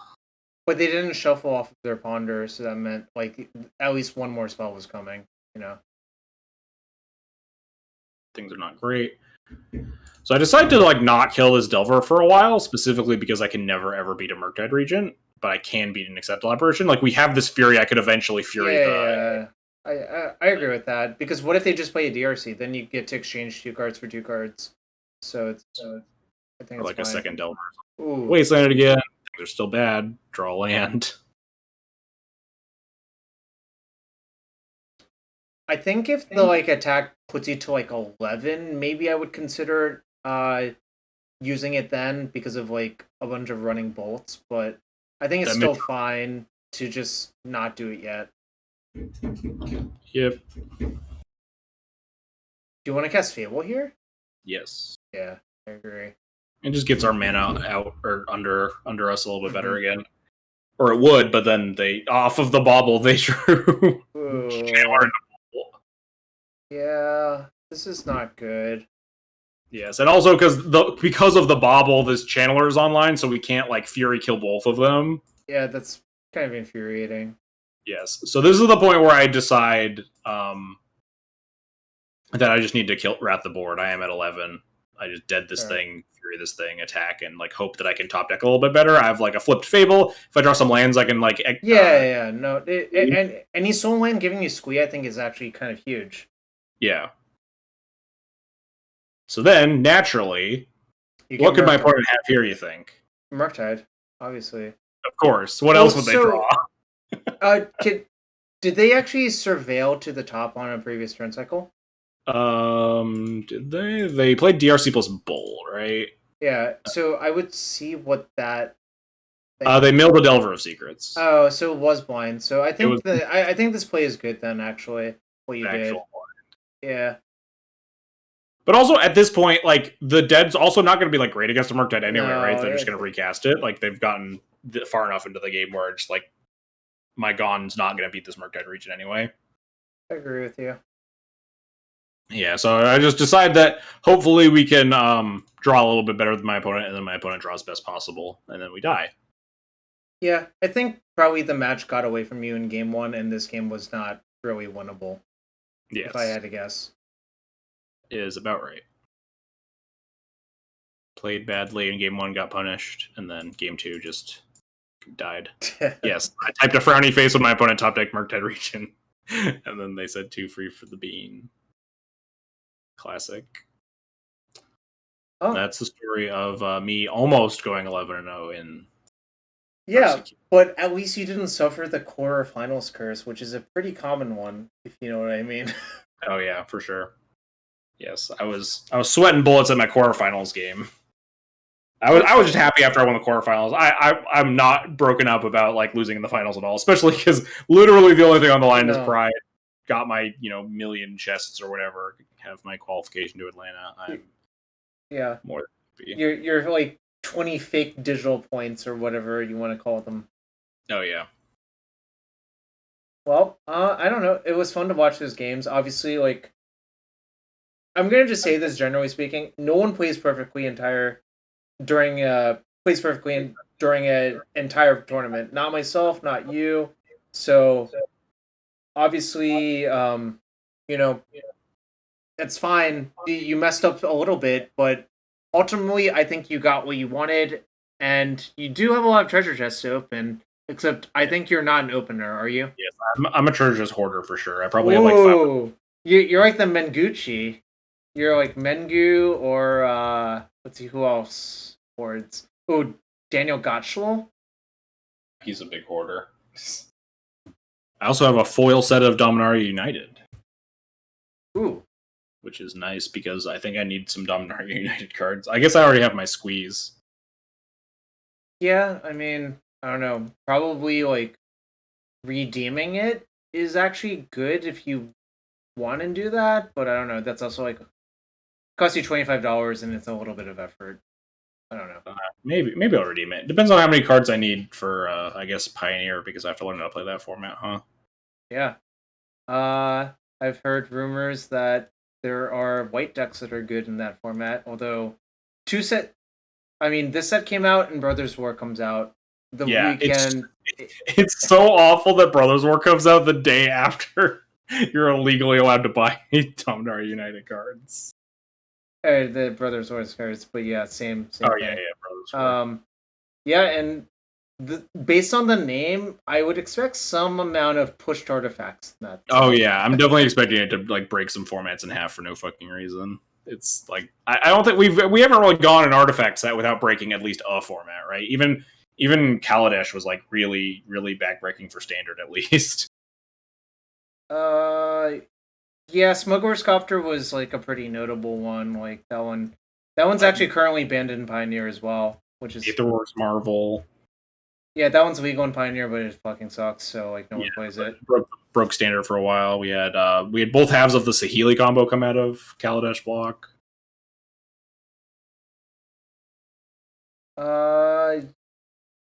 Is that right? Yeah, I guess it is right. Yeah, I was trying to think about that. Saheeli came in Kaladesh, and then Aether Revolt gave us. That is really weird that those cards would be printed in back-to-back sets. Yeah, it almost makes me think that no one actually discovered it in R&D. Yeah, it's weird because like you could like have drafted that. That'd be like a $3 deck. Also, like I think it was Forsyth admitted that they did not figure out Deceiver Arc's Wonder Twin in Standard at some point, but those were like at least a bunch of sets apart. Like it was almost like a year apart, I think. But I don't know if you can. They're usually so careful with like the things that the blink effects too. Like Restoration Angel can blink specifically non-angels and stuff, and then they were just like, "Nah, this thing can just blink any permanent." Sure, it was for Revolt specifically, but right. Anyways, fun to watch his matches. You know, great run with the deck. Deck obviously still seems pretty good to me. It's not my favorite type of deck to play, so I don't play it very often. But I do respect that it's a good deck. I think that's like a healthier way to engage with a lot of decks that you might not like. Like, oh yeah, sure. I mean, I think you have the same opinion of is it? You're like, yeah, it's a good deck, but you don't want to play it. Yeah. Which is, reasonable. Magic is there are different decks for different people. Yes. So that's Red Stompy, everyone. If you want to play this deck, it's probably still going to be good for a while. Yes. I think it's one of the better decks in Legacy right now. Second part of my article coming out eventually, maybe tomorrow. I'll talk to Min after the stream. Mm-hmm.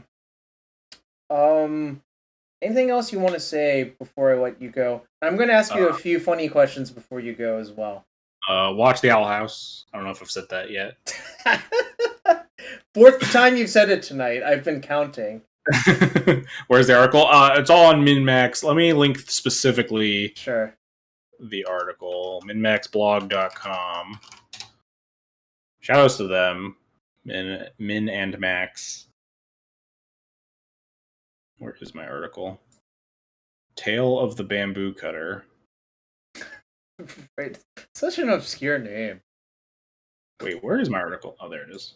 Weird. Yes, I love goofy article names. I don't know why. But yes, here is the first part of my article. Deep dive into a lot of the design of Moon Stompy and play patterns. A little bit of a sideboard guide at the end as well.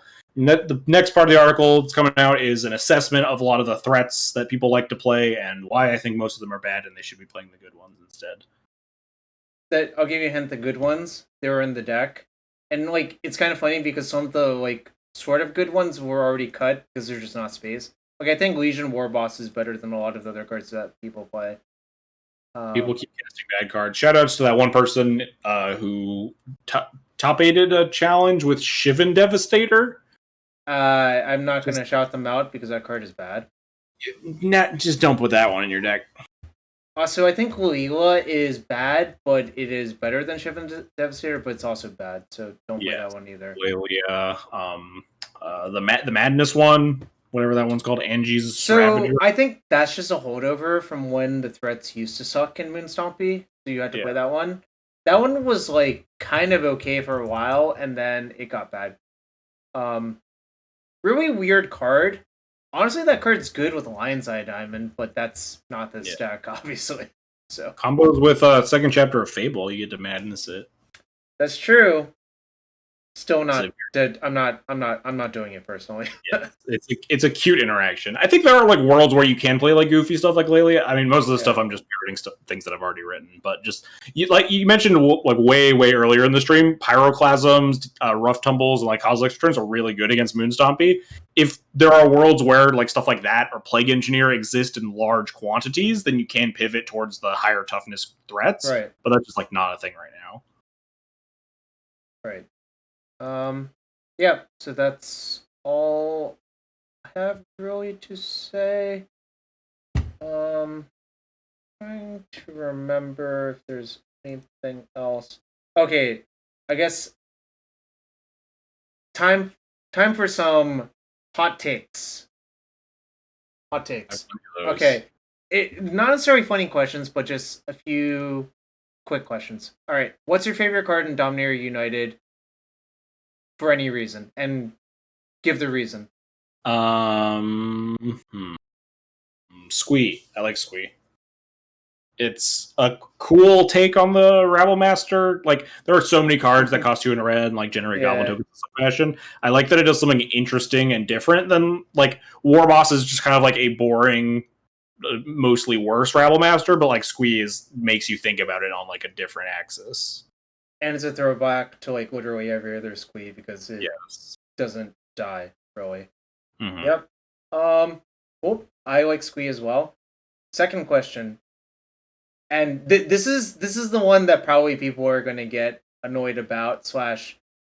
Okay, do you think something should be banned from Legacy? And if you had your way, what card would it be? Just a single card. Single card. Extremely selfishly, I would just ban Murktide Regent over Expressive Iteration, but obviously, all the blue deck people want Expressive Iteration banned, and all the non-blue deck people largely want Murktide banned because obviously different cards help different matchups, and it's not just one card that's the problem. Reasonable. All right. Last question. Liliana of the Veil, yay or nay in Pioneer? What do you think it's going to do to the format? I think it's going to end up being fine. I saw a couple of takes that were like, this card's too powerful, it's going to ruin the format, but I think Magic as a whole has really progressed beyond the power level of Liliana of the Veil. I think it's going to be like a fine role player in some decks. I'm by far not a Pioneer expert. Yeah. So I guess maybe I'll find out a little bit how many times I get bodied by Liliana of the Veil, but I think the card is reasonable power level for Pioneer right now. Yeah, I'll just give an example. The first time you -2 Liliana versus Old Girth Troll, I don't think it's going to be like, oh my god, this card is broken. I think you'll be like, oh my god, this card kind of sucks. It will be your actual reaction. I think Liliana is like a reprint I never would have dreamed of them doing, but it also makes sense if they want to push it into Pioneer indirectly. Mm-hmm. Well, that's all I got for you. Again, thanks. Everyone, check out XJ's articles. First one, the second one will be on the same website. You don't stream any other Magic really on your channel anymore. I very occasionally stream. Sometimes, like when I do an event like this, I'll do like my own stream recaps, stuff like that. Or like when I'm feeling particularly motivated to talk about a deck or like a deck building decision in decks that I'm playing a lot. But Instead of shouting out me streaming, we can shout out Akaleth, who's streaming right now. Oh, sick. Yeah, we'll rate him in a sec then. Sorry, yes. I'm just obviously finishing this up. All right. Also, actually, we'll do one last thing, and this is for the loyal one person who subbed. I am going to open a chest for that person. Well, I'm going to share my screen first so you can see it. Can you see it? Yeah. All right, and then I will ask you to give a quick commentary of the cards inside the chest. Oh God! All right. Whoa! Can you see it? Can't see it. Oh, you can't see it yet? No, I'm watching the stream. Okay, hang on. Blood Artist and what's the other card? Skeletal Vampire. Yeah, it's a theme. It's a theme deck because these cards go together. See, this is a vampire. And this is also a vampire. Yeah, but you can't. We can build tribal vampire EDH. God, I forget all the text on Skeleton Vampire, but that card seemed really unbeatable. This is a boomer card. It was like unbeatable in Booster Draft. This is from Guild Pact. There was like a miniature bat theme because they liked to do that back then. Like there were a bunch of like uncommon bats and like common bats. But yeah, basically you can imagine how this would be like fairly insurmountable in a normal game of Booster Draft. It's unkillable and a mana sink that just generates more board presence. Nice, love it. Yep, and it's good with Blood Artist. Yes. So, also this is the Double Masters 2 Blood Artist. The like. Oh, I do like all of these. I know sometimes you may not be the biggest fan of all the new arts of cards that come out. I really like a lot of these like Double Masters and stuff where they do like the huge like no border cards with like the really cool arts. I'll show you the one I opened in a booster pack. I opened this Addercar Waste split foil. I actually think it looks kind of nice, but I just hate the like new foiling because it Pringles really fast. Yeah. Also, what about this Addercar Waste? I don't have a strong opinion on it. Yeah, I haven't seen it IRL yet, but it kind of actually looks. I could see it. I could see liking it. Is what I would. Yeah, say. I was about to say the foil could definitely make or break this art. Like with how like white it is, especially. If the foil's bad, then it probably looks horrible. But if the foil's good, it probably looks sick. I love how the full art foils look. I have the full art Flicker Wisps from Double Masters 2. And that's why you auctioned off your other Flicker Wisps. Those are great. Yes, I was giving those Flicker Wisps away. Well, I think we've spent a lot of time bullshitting and whatnot. So let's get our folks over to Akaleth, who I believe is playing only Death and Taxes on that channel, right? Death and or Taxes.